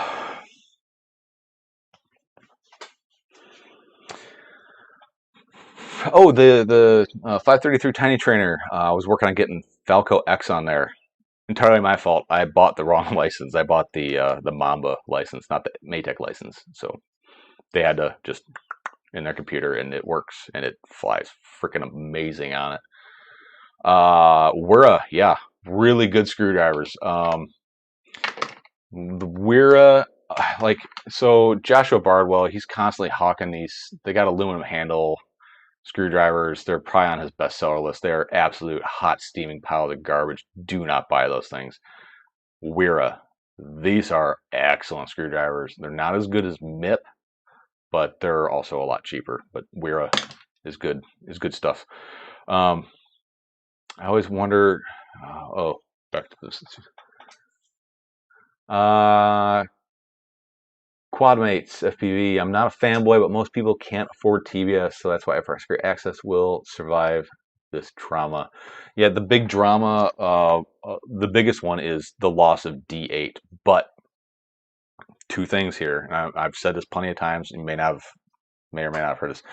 D8 is illegal to use in most of the world. Well, that's to sink in. D8 is illegal to use in most of the world. Everybody who has an older D8 radio who does not live in the US or places that use FCC, which I think is basically just the US, has always flashed FCC firmware to their radio to be able to use D8. Let that sink in. If you run a frequency, if you're a frequency manager for a country like, I don't know, Europe, and you find out that this product's coming in that is not complying with your RF regulations, words are tough right now, you're going to put an embargo on them, or you're going to say you have to comply. So the way they're doing it is the radios, when you buy them, are region locked. If you buy an FR Sky radio to an EU, they're going to come with LBT firmware on them. They cannot do D8 mode. Same thing with the FCC ones, but D8 also needs to die off so they can progress forward. D8 is a old garbage protocol. It is unbelievably slow. The problem is the manufacturers, especially like of the SPI boards, like the Happy models, the Chinese manufacturers are making the boards with the receivers built into them aren't following suit. They're just still pumping out the same shit. There's no reason they can't go with FR Sky capable receivers that are D16. It's licensing. They don't want to pay the extra whatever it is per board. It's all about licensing and region stuff. But that's the big heartburn about the new FR Sky stuff. But you got to progress forward. FR Sky can't sit there and keep catering to technology from forever ago. But there is ways around it. That's what the multiple protocol modules are for. If you want to go fly your old Hubsan and whatever on your FR Sky radio, you absolutely can. You need to buy the module, which is like a couple, like $20 or something like that. But you can do it with that. Through the chat. ELRS, custom firmware for the R9. I have Express LRS. Probably not going to look too much into that. Just don't have time for it. Wait, you teach people to ride? Yeah, so I'm a MSF rider coach trainer. I have been for, geez, got to be about 5 years. I was a rider coach trainer for about 6 years before that. Doing a rider coach prep over the last couple weekends, so I got to hit the range tomorrow and go teach people how to ride some motorcycles. Purple light behind me. Yep, just a light bulb. That is a, come on, camera. That is a Yeelight. It's made by Fimi, just a Chinese company. They work really well. Great little lights. I got one in this little desk lamp right here too. Yeah, Weeha makes great tools as well, for sure. Klein makes solid screwdrivers. Klein make solid screwdrivers, but I haven't been able to find really good metric hex like the Wera. But yeah, there's a lot of companies out there that make pretty decent screwdrivers, but those cheapo ones are they're no good. So let's go back to the desk cam. So I got stuff on stuff on stuff on stuff to give away. So here we go. I've got a 1S series board by the Flying Sandal. This thing is pretty awesome. Charges 4 1S packs, or it works for, you know what? Look at the big brain on this guy. Here we go. Package deal.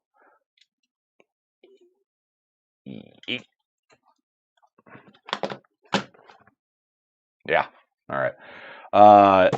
TBS utility case, a pocket multimeter, a Cadex Nebula FPV camera, a Wera, what is this guy? 3mm TS80, a custom Cerakoted Tango 2 case, and I've got this little toolkit here.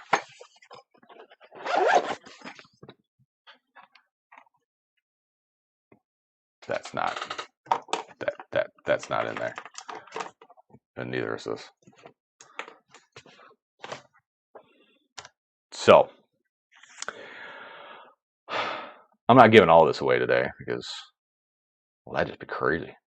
So what I think I'll do is we'll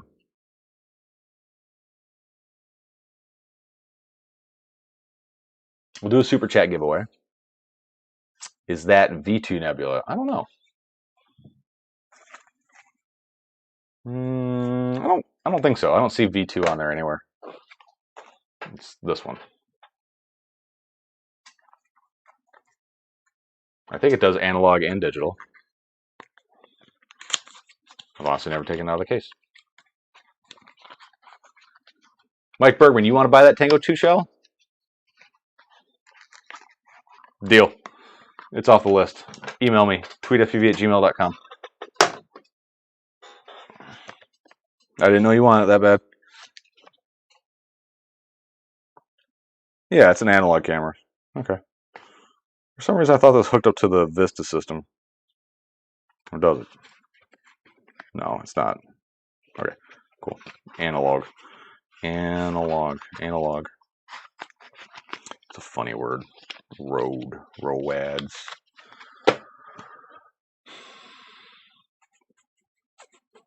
Where was that? Oh, L. Leston. So the X9 Lite S is more than enough to fly big scale. Yeah, absolutely. Something I like about that versus, so the thing that's kind of a deal breaker for the Tango 2 is there's no trim switches on it. You can do trims, but you gotta click the wheel, and then it'll say like roll, and then you adjust it, then you click the wheel, and you roll, and then you click the wheel. So you gotta like scroll through them. I thought the Nebula was DJI though. I don't. Is it? All right, hang on. I gotta look at this closer. I thought it was too, but oh, does it do both? It does both.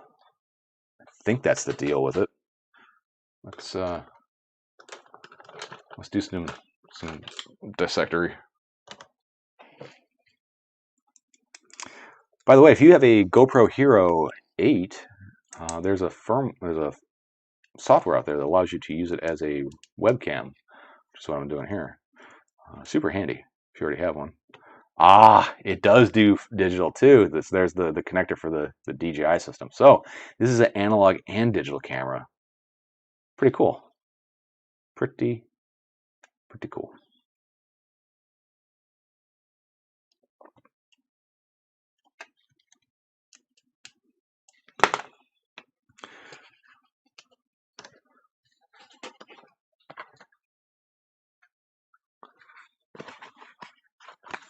Put that back in the box there. All right, so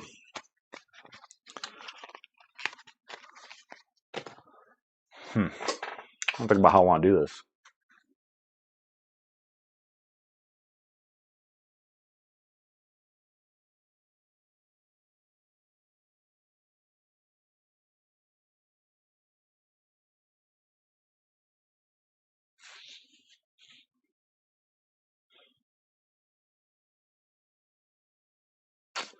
I like the way you think there, Si.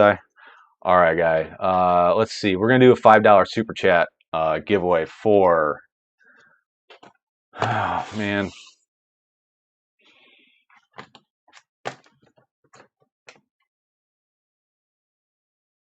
We'll do a grab bag.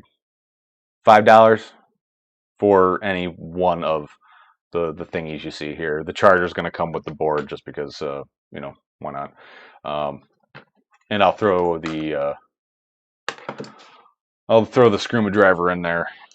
Just for shits and grins, and a set of grips. Why not? I'll throw a set of grips in there. $5 super chat. If you can't do super chats, do the PayPal if you can do that. You can find my PayPal me link in my link tree here.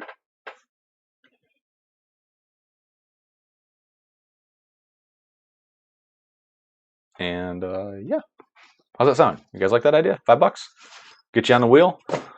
Let's go blast a few packs. We'll see if this little my new little idea works here. So there's a couple streamers that I watch that I really like, and they've been doing some flying on their live streams, but they've been doing sorry, they've been doing where they just stick the camera on a little FPV monitor thingamabobber, and for some reason the quality just rubs me wrong. I don't know why, but I think I might have a better solution. We'll see how it goes. It starts, counts me in. All right. Let's cap it at 3 entries per person, and I'm going to randomize them too, so your name won't be next to your name as well. And shipping's on you. Sorry, I probably should have led with that.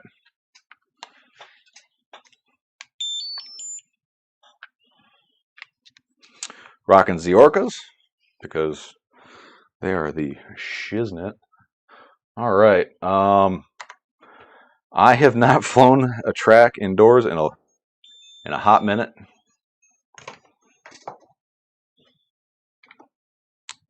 Freaking spaghetti factory over here, guys, and possibly a girl. Is this gonna work?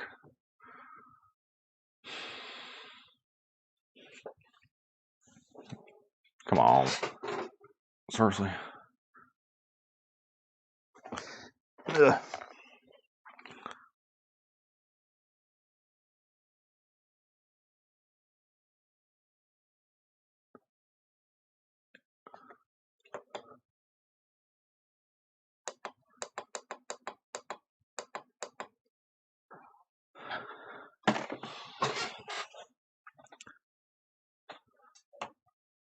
Why no you work?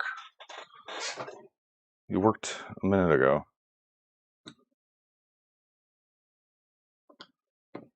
Okay. I think this is the same issue that I'm having with the 5100. Let's go.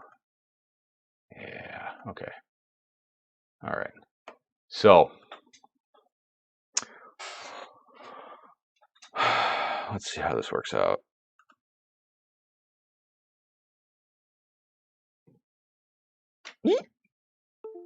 Oh, I just unplugged everything. Let's see if this will work.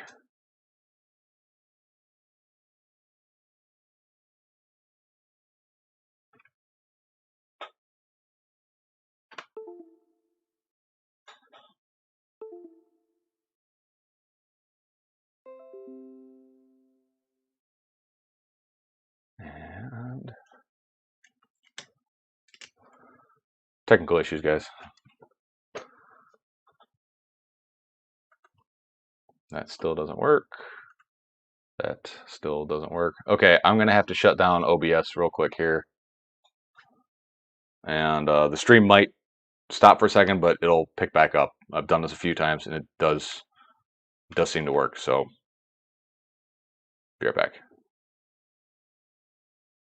Don't hate me.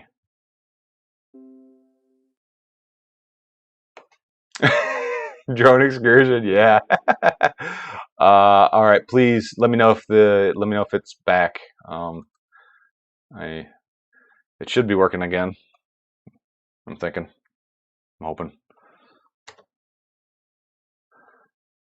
We back and we back in business. All right, guys. Thank goodness that worked. And video capture device. No, that still ain't working.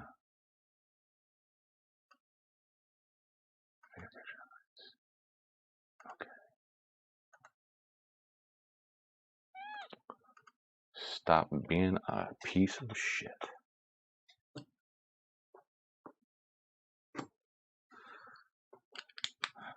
All the things just died there, I'm sure.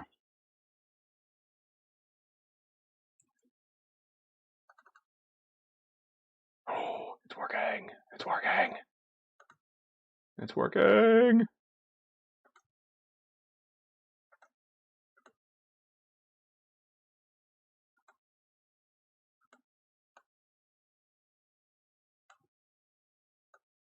Hey, there we go.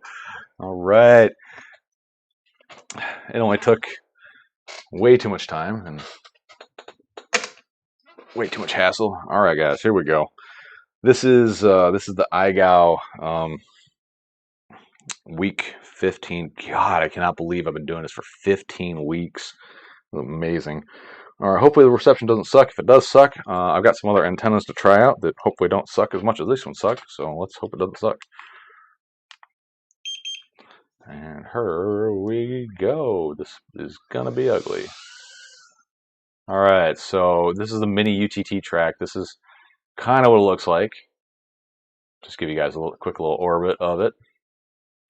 So this is the start finish gate here. Idea is to go through here, this gate in this direction, this gate in this direction, around the pole in that direction, back down through this gate through that gate and back, start finish. So that's the course. All right. Kind of close to the wall over here. I wish I would have put it in a different spot. God, it was fogging up. Gotta give him a second. I don't know if you can hear the quad in my mic. That'd be kind of cool if you could. I'm running the TBS Fusion module in this goggle, and I did the ambient audio microphone modification. If you haven't seen that, check out my video on how to do that in the channel. Super awesome mod because no one wants to listen to quad audio anyways, but ambient audio is awesome, especially if you're like tuning. You'd be like, all right, so this one has a little bit of prop wash. When you're going back and watching your DVR, you can hear yourself narrating like what the issues you are having. Or if you're just at a race, you can record pit audio. You can hear the guy swearing at you because he's trying to pass your enormous box frame, but you're taking up their entire view. Or you can just listen to the quad. A kind of a neat video I did, just kind of whipped together, was a choose your own adventure video. There we go. I had a guy. He commented a bunch of times like he just wants to hear the quad audio. He doesn't want to hear music, which turns out there's quite a few people that are the same way. So I made a video where it starts off just a couple seconds and then it stops. It's talking flying stuff. So it was basically using the YouTube recommendations at the bottom. One was the rest of the flight with music, and then the other was just the ambient quad audio. Way more thumbs down on that video than I ever thought there would be. People apparently did not like that at all.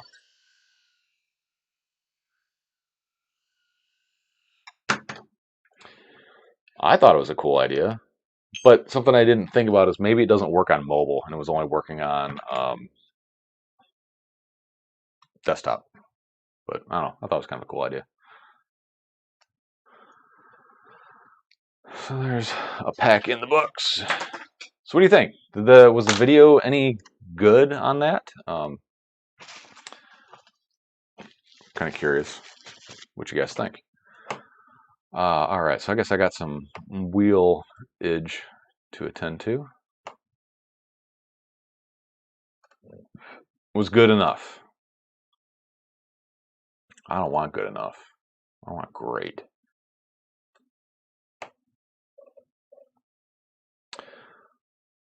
All right, let's go up through the chat. We got Drone Excursion on Zaville.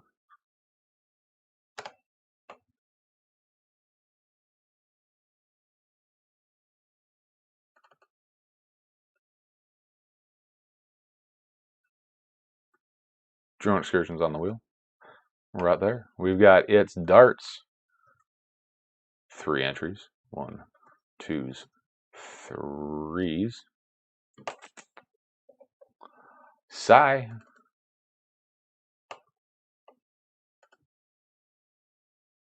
You're in there. Let's see. If you sent me a PayPal, make sure you at TweetFPV in this thing so it lights up orange so I can see it. Let's see where we go. Speedy Turtle, set $5. PayPal. Let's see. Somebody sent me something PayPal.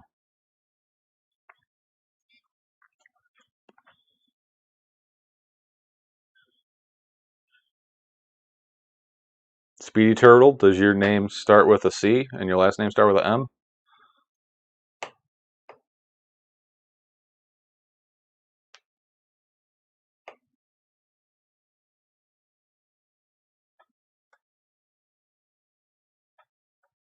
I'm assuming it probably does. Speedy Turtle. Technical issues just like that. We're back. You're back. Send it. is good enough. Video call is good enough. Oh, just crash and tumble big quads into the ground. Yeah, all my quads I just crash in the ground except the X class. That one, no, I don't do that with that one. Speedy Turtle, yeah, I got you, buddy. L. Weston, have a good night, buddy. Thanks for stopping by. We'll see you around next time. It's gonna be 70 in Detroit today. Oh man, I miss living in Michigan a lot. Yep. All right, got you, Speedy. All right.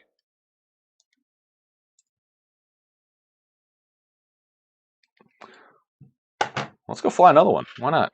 Let's swap this antenna out. So the issue with this stupid little receiver is it is RPSMA, and I don't have RPSMA antennas anymore. All I have are adapters. So that was just a shitty little whip that came with it. I'm gonna try a pagoder, as the Stewmeister would say. All right.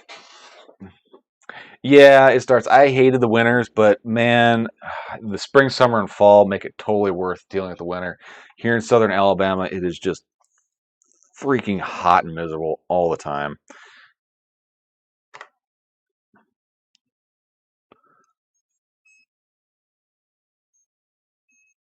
Oh, did it crap out again?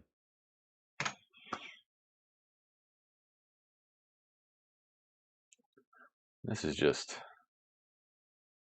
no way to live life here.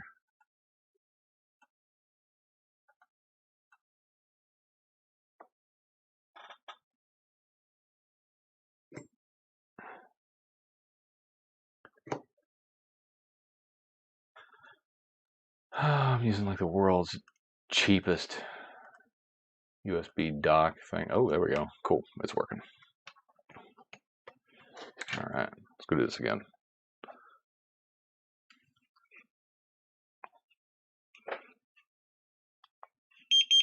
Cool. All right. 10, 9, 8. Shut up, Tango. 6, 5. That's one way to do it. 4, 3, 2, 1. It's gonna be one of those.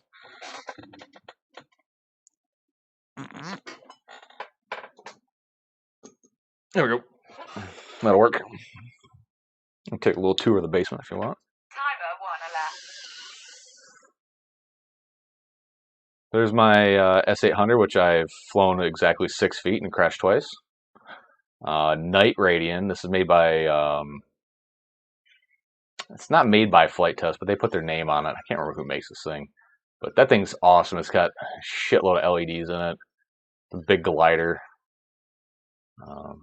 A little gate over here.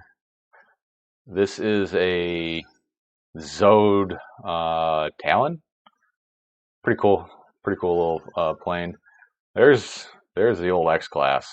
I need to get out and fly that thing more.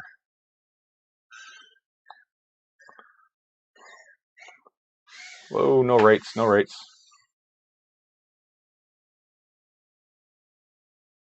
We just got kind of random gates put up everywhere. Random stuff to crash into.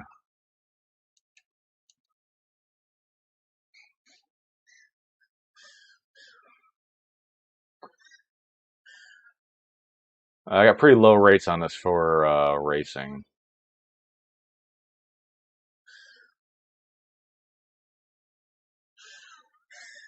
So the objective of this IGAL challenge is how many times you can complete the circuit in, and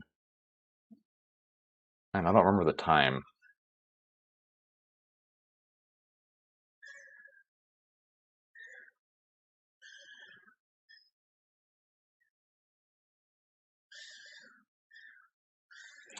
If you guys are looking for whoop gates, this iFlight Cube, it's available on Amazon. It's pretty inexpensive, and it's really nice. It's got a zipper down the side of it, so you can open it up to this 4-gate type thing, and you can make like a 3-gate stack out of it. Super useful. Took it with me to Disney to do the Tweet FPV challenge.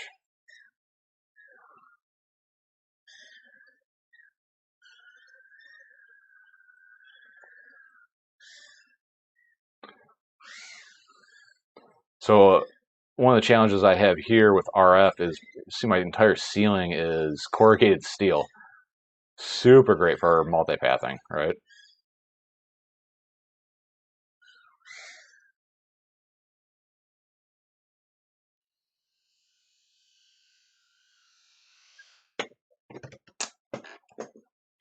Almost kept it on the bench. All right. Where'd it go? There it is. Oh, what do you think? You guys like that? You like the drone flying in the basement thing? I think it's kind of fun. Okay. Ooh, wow. Lots of talking here. Let's see. ONC, we'll see you around, buddy. ONC, he's on the Discord a lot. He's like one of the higher word count contributors. Uh, let's see. We're going. Can I send you a Speedy Turtle sticker? Hell yeah, you can. Tweetfpv@gmail.com. I'll get you the info. I'd love it. If you guys have logo stickers out there, man, I'd send them. I'd love to see them.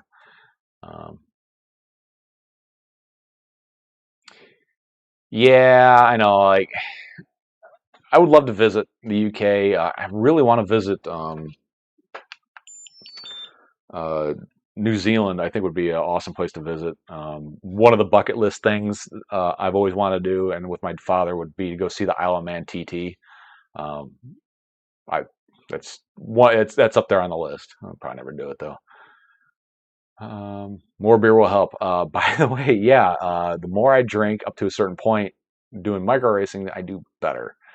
Um, Flying the 5 inches, I'm actually pretty decent at flying racing, but once the timer starts, I have a real issue with competition. I get shakes and I get really nervous and I crumble under pressure big time. But take everybody else off the track and I'll fucking kill it. I kind of wish I could drink before I did that. Video's a bit clear with that antenna. Okay, good.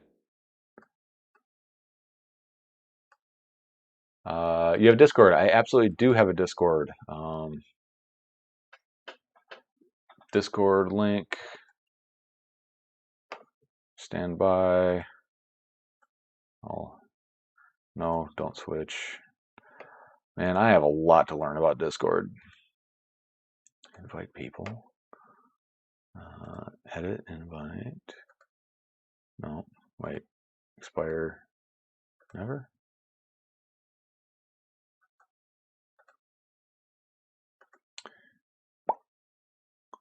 There you go.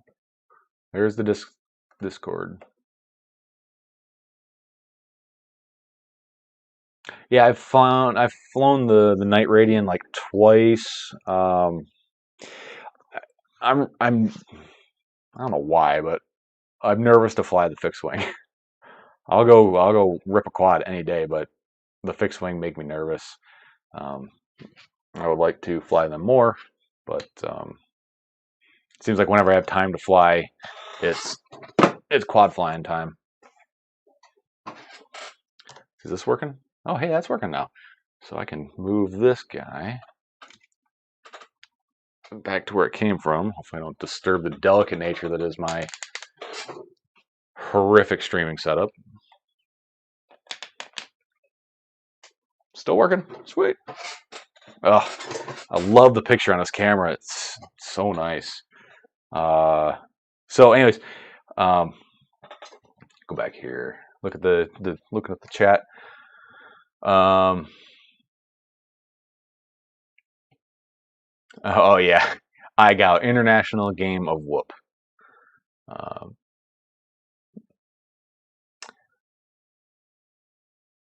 How do you wash off speed in larger drones to make corners? I want to do a drag race, but I'm a freestyle person, so it's just kind of flow. It's mostly not actually trying to like scrub off speed. It's just switching directions and knowing how early you need to initiate the change in direction. If that makes any sense.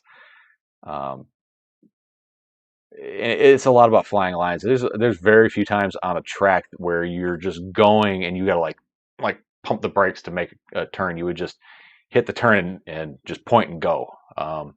Big thing I had to like, I did a lot of acro before I did racing, and you do a lot of stuff in acro where you're just like letting the drone fall and you're waiting. Like in racing, you accelerate to where you want to go. You very rarely use gravity to get you where you're going, because you'll never get there. You force the quad to go where you want to go. If you see a dive gate out in the distance, you don't just huck it and try to make it. You go towards the target. Speedy Turtle joined. Thank you. We'll see you over on the Discord. So anyways, $5 super chat gets you one of these things. Utility case, toolkit, multimeter, an older ISDT SC608 smart charger with the flying sandal board. Cadex, be better at this. The Cadex Nebula camera. Oh, and by the way, this is the little receiver I'm using to pump the 5.8 into the OBS stream through.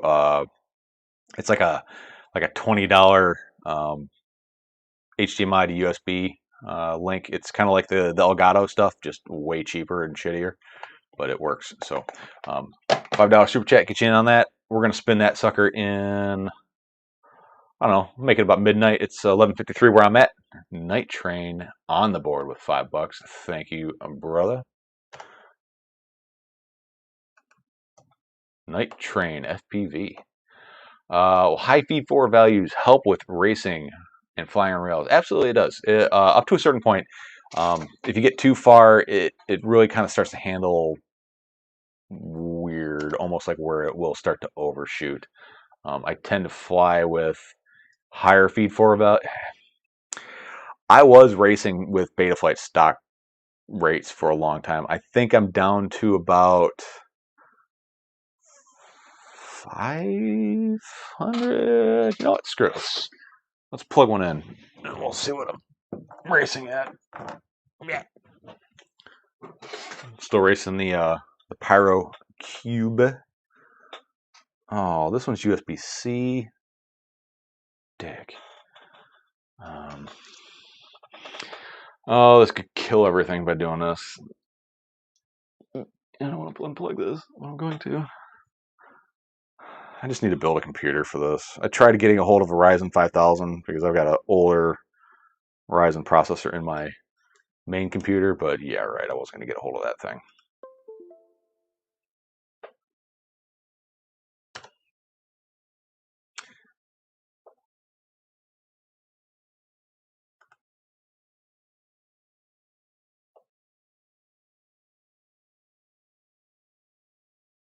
Come on, let's go.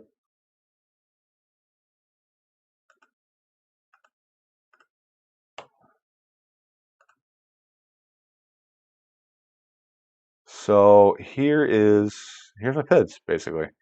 Not a lot of craziness with it. There's the PIDs, there's my feed forwards. My rate's 400 degrees per second. That's what I race with. Nothing crazy. I definitely do like turning the rates down. Once you've been flying for racing for a little while, I went and put a stick cam on, and I realized I was only using like just a little bit more than 50% of my travel, so turn the rates down.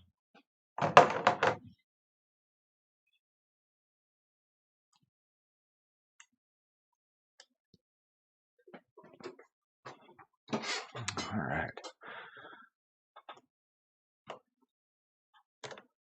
Huh? Didn't kill it. Cool. Huh. Yeah, I think a lot of my issues are just with purely with just bumping this this jumble mess of stuff I got down here. Is that not gonna work? That's not gonna work. All right. Well, most of it works now. I don't know. But want to build Monster 7-inch like Nerk's 12S build, except on 8S. Brother Howdy Motors, you think APD80S? Yeah, that'd be fine. The APD80 80As. If you're gonna go 8S, another really good option are these guys here.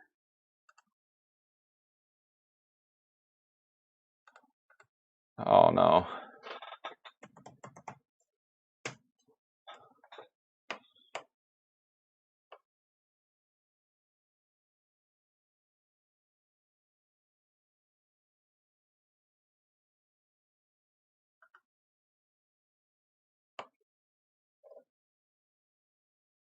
These guys here, these are good 8S capable ESC,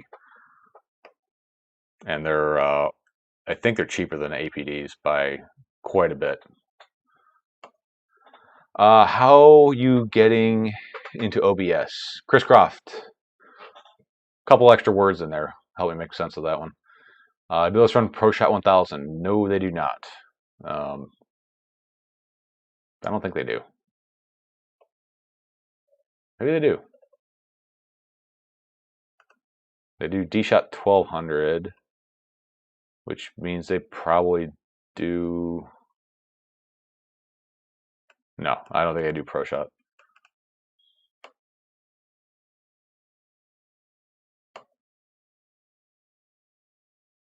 I built a 7-inch prop drone on a 9-inch frame for an engineering project to land on water. Can you watch some videos of it at my profile? It's called Blue Sea Dragon. Are you on? Is that on YouTube?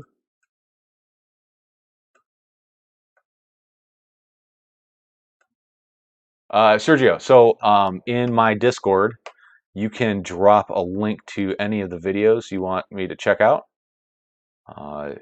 So scroll up, you'll find that Discord link. Hit that, and in my Discord, there's one that's called Flight Vids. Go ahead and post it up in there, and I'll throw it up on the stream here. Mike Bergman, thank you. I appreciate the positive comments. All right, it's getting close to drawing time for the U-Pick.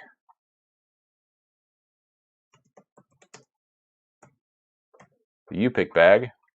Someone give me a number between, screw it. Let's go 25 and 75.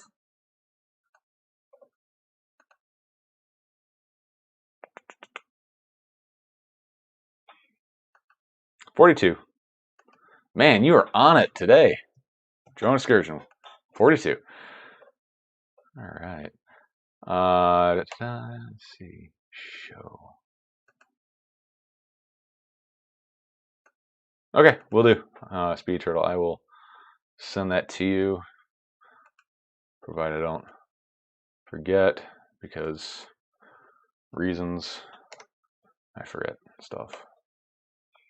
Let's go to this one, this one, this one. Up, up. Sorry, I'm doing stuff in the background. Pose, and we'll just save that there. All right. Drone excursion, when it's rigged. Yeah. All right.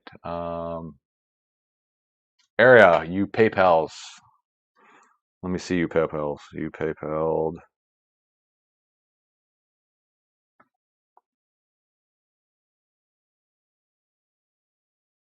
You did PayPals. Okay. I'll get you on there for 2.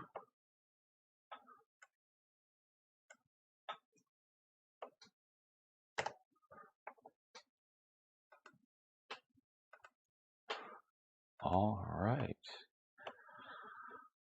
So, you know what? I'm going to rip one more pack, and then we'll go and spin this sucker. How's that sound, guys?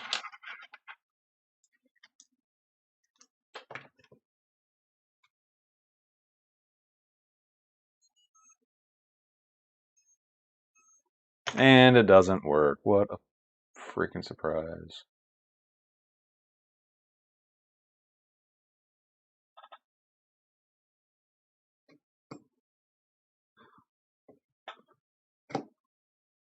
Gonna work?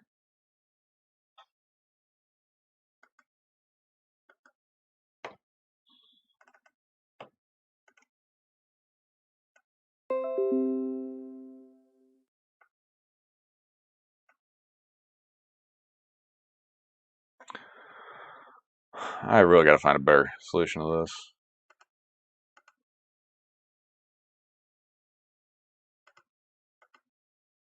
There we go. Nobody breathe.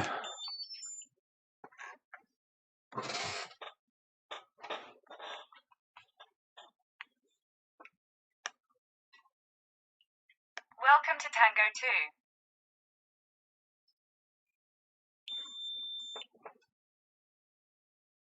Yeah, so this one, I said earlier, I took the crossfire receiver out of it and went back to the SPI receiver, and instantly noticed a huge change in latency, which is to be expected, but I didn't think it would be that big. So I'm using Red Pine. It's another receiver protocol, which you can do with Betaflight 4.2 and one of the multi-protocol modules like the iRange X. And I think they said it was like 9 or 5 milliseconds latency, and it certainly feels very low latency. I'll crash into all the things.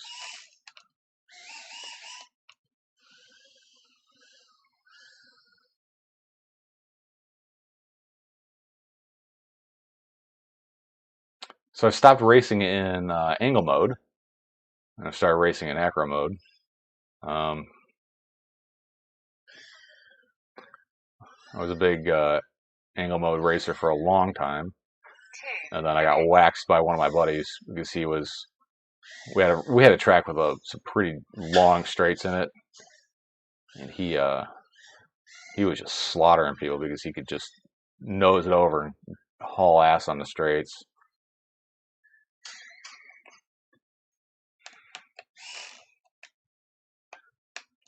Let's try doing angle mode again. It's been a while. Oof, this feels weird.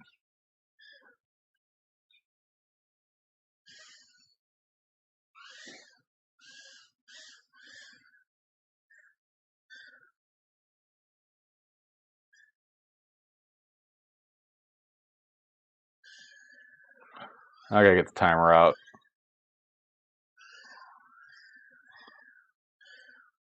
I was gonna wire the timer up for this live stream, but that was just far too much coordination.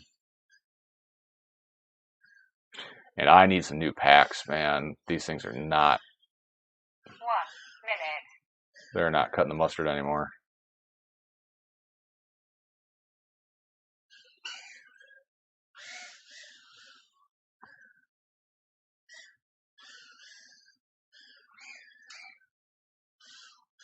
Ugh, this is ugly. Sorry, guys. I subject you to this horrific indoor racing.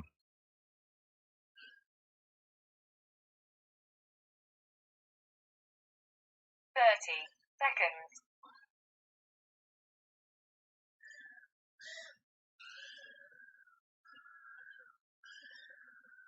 20 seconds.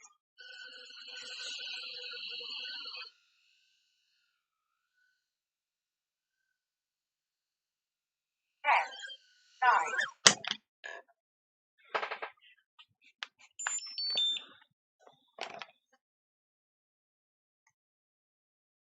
Man, I love flying micros. It's so much fun. Alright, enough of that shenanigans. Alright, let's see, back to the chat. Alright guys, let's go ahead and seal this up. If you want to get in, you got like 30 seconds-ish before I spin this sucker.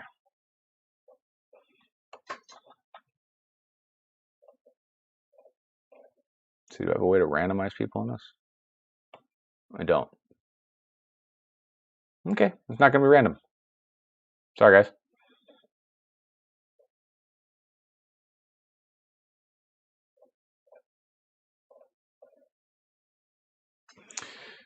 Okay, here we go. Let's go ahead and build this list up, and we'll spin her.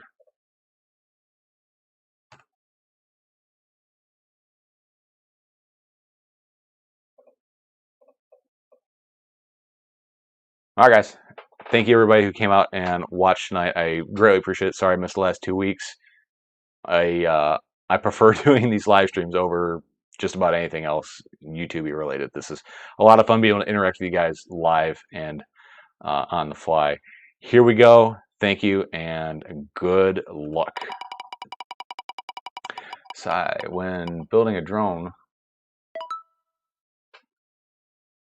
Speedy Turtle, congratulations, buddy. You won something. I don't know what you won. But you won something. What did you want? Scroll through the chat. Oh yeah. Oh yeah, you're a PayPal guy. Okay. Congratulations. Rigged. Yep, it absolutely is. All right. Hit me up, tweetfv at gmail.com, and we'll talk. So when building a drone, what parts do I got to make sure they are compatible? I want to buy a new part every few weeks and build a 5-inch freestyle drone.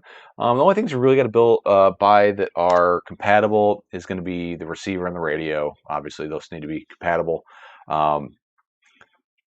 The ESC and the flight controller, if you're not going to buy a assembled stack, like you just get it all at one, just make sure the mounting holes are the same and the mounting dimensions are the same. So make sure if the flight controller's a 20 by 20 and 3mm screws, make sure the ESC's 20 by 20 and 3mm screws. I would recommend just buying an ESC and flight controller combination. If you're new into this, it's going to be easier. Hopefully the wiring is going to be correct. Motors are going to be based on your battery voltage. So 6S is usually going to be like 1800-ish kV range. If you're going 4S, you're going to be up in like the 23 to 2700 kV range. VTX camera doesn't really matter as long as the camera fits in the frame. Bunch of different size cameras. There's the micros, the nanos, the full sizes. Just make sure they fit in your frame. The VTX doesn't matter, depending on what kind of antenna, if it comes with one or not. That's kind of personal preference. What's a good combo stack that I recommend? I am a big fan of the iFlight Sussex. Oh, kind of convenient. I'm already here.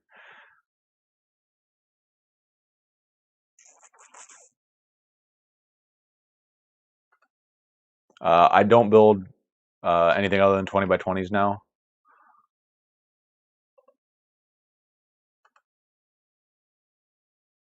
The Sussex D F7 Twin G, they make a really good stack. It's USB-C, which really isn't that big of a deal, but if you do decide to do DJI, it's direct plug and play with DJI for the air units. This isn't the combo, but they do make a combo. Come on.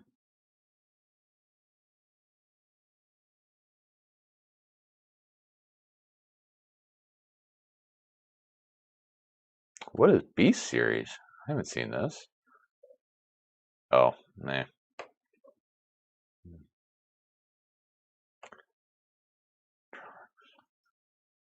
If you want to do a full-size build, the Sussex E is a good one, too. I don't know why I can't find the combo here. But anyways, they do sell a stack, the iFlight. I do like those. The Talon F7 is a really good flight controller, but it's very difficult to solder to. The pads are just microscopic on it.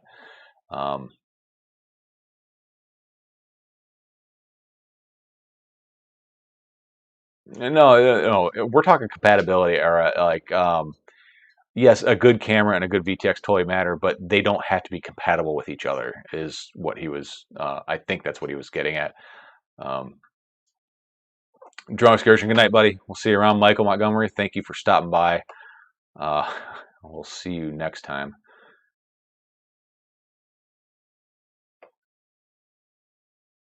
Yeah, camera compatibility wise, as long as it fits in the frame, but look for I would spend good money on a good camera.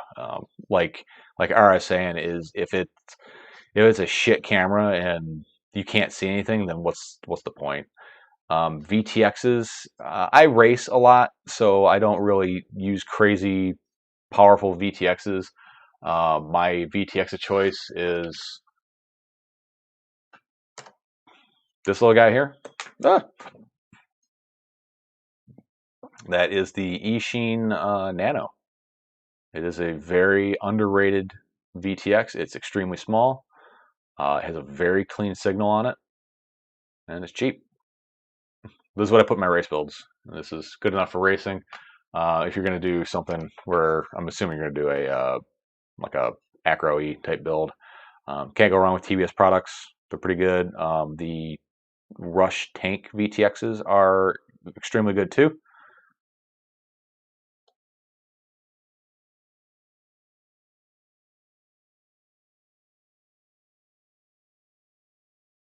I've always been a bigger fan of the Runcam cameras. I like the picture.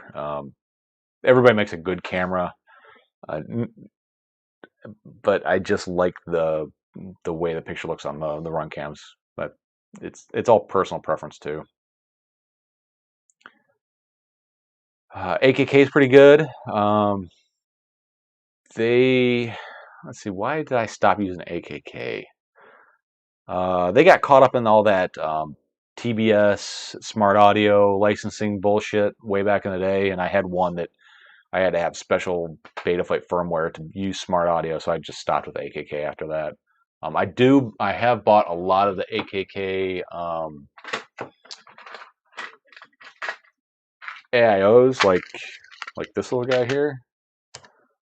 AKK makes a really good one of these, which this is going to go in a build. I'm going to cut some frames. I'm going to build up a cavity quad. I'm going to give one away and give away a bunch of frames because, why not? But TBS VTX is like, if you just want like, hey, I want the best VTX, just get a TBS. You'll be happy.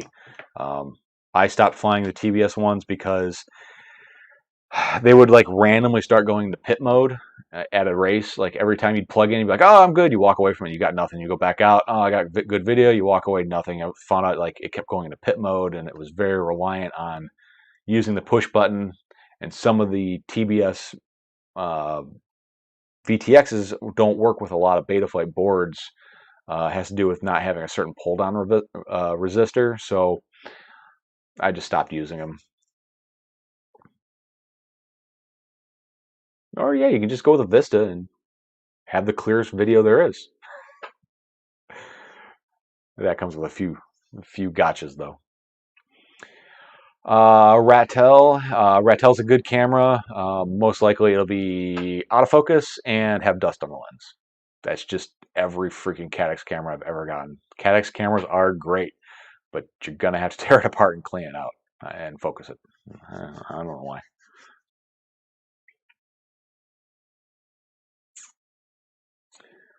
All right. Okay, guys. It's getting late. I got to get up early to go to work and go stand in the sun for a little while. If you guys want to keep chatting with me, if you have questions or need help with troubleshooting, whatever, hit the Discord link. It should be in video description. Should be in the chat window, which is over here when I'm looking at it. Here. I don't know where it's at for you. Probably over here too. Yeah. Go ahead and hit up there, and I'll definitely get back to you. I try to reply to everybody, every email I get, damn near every comment on every video. If they need a comment or a reply on them, I try to reply to everybody. What charger was in that giveaway? It is the ISDT SC608, 150 watt Smirt charger with the Flying Sandal 1S series board. This is not a parallel board, it's a series board. Great little travel charger. I designed a little 3D printed cover for it that will go with it.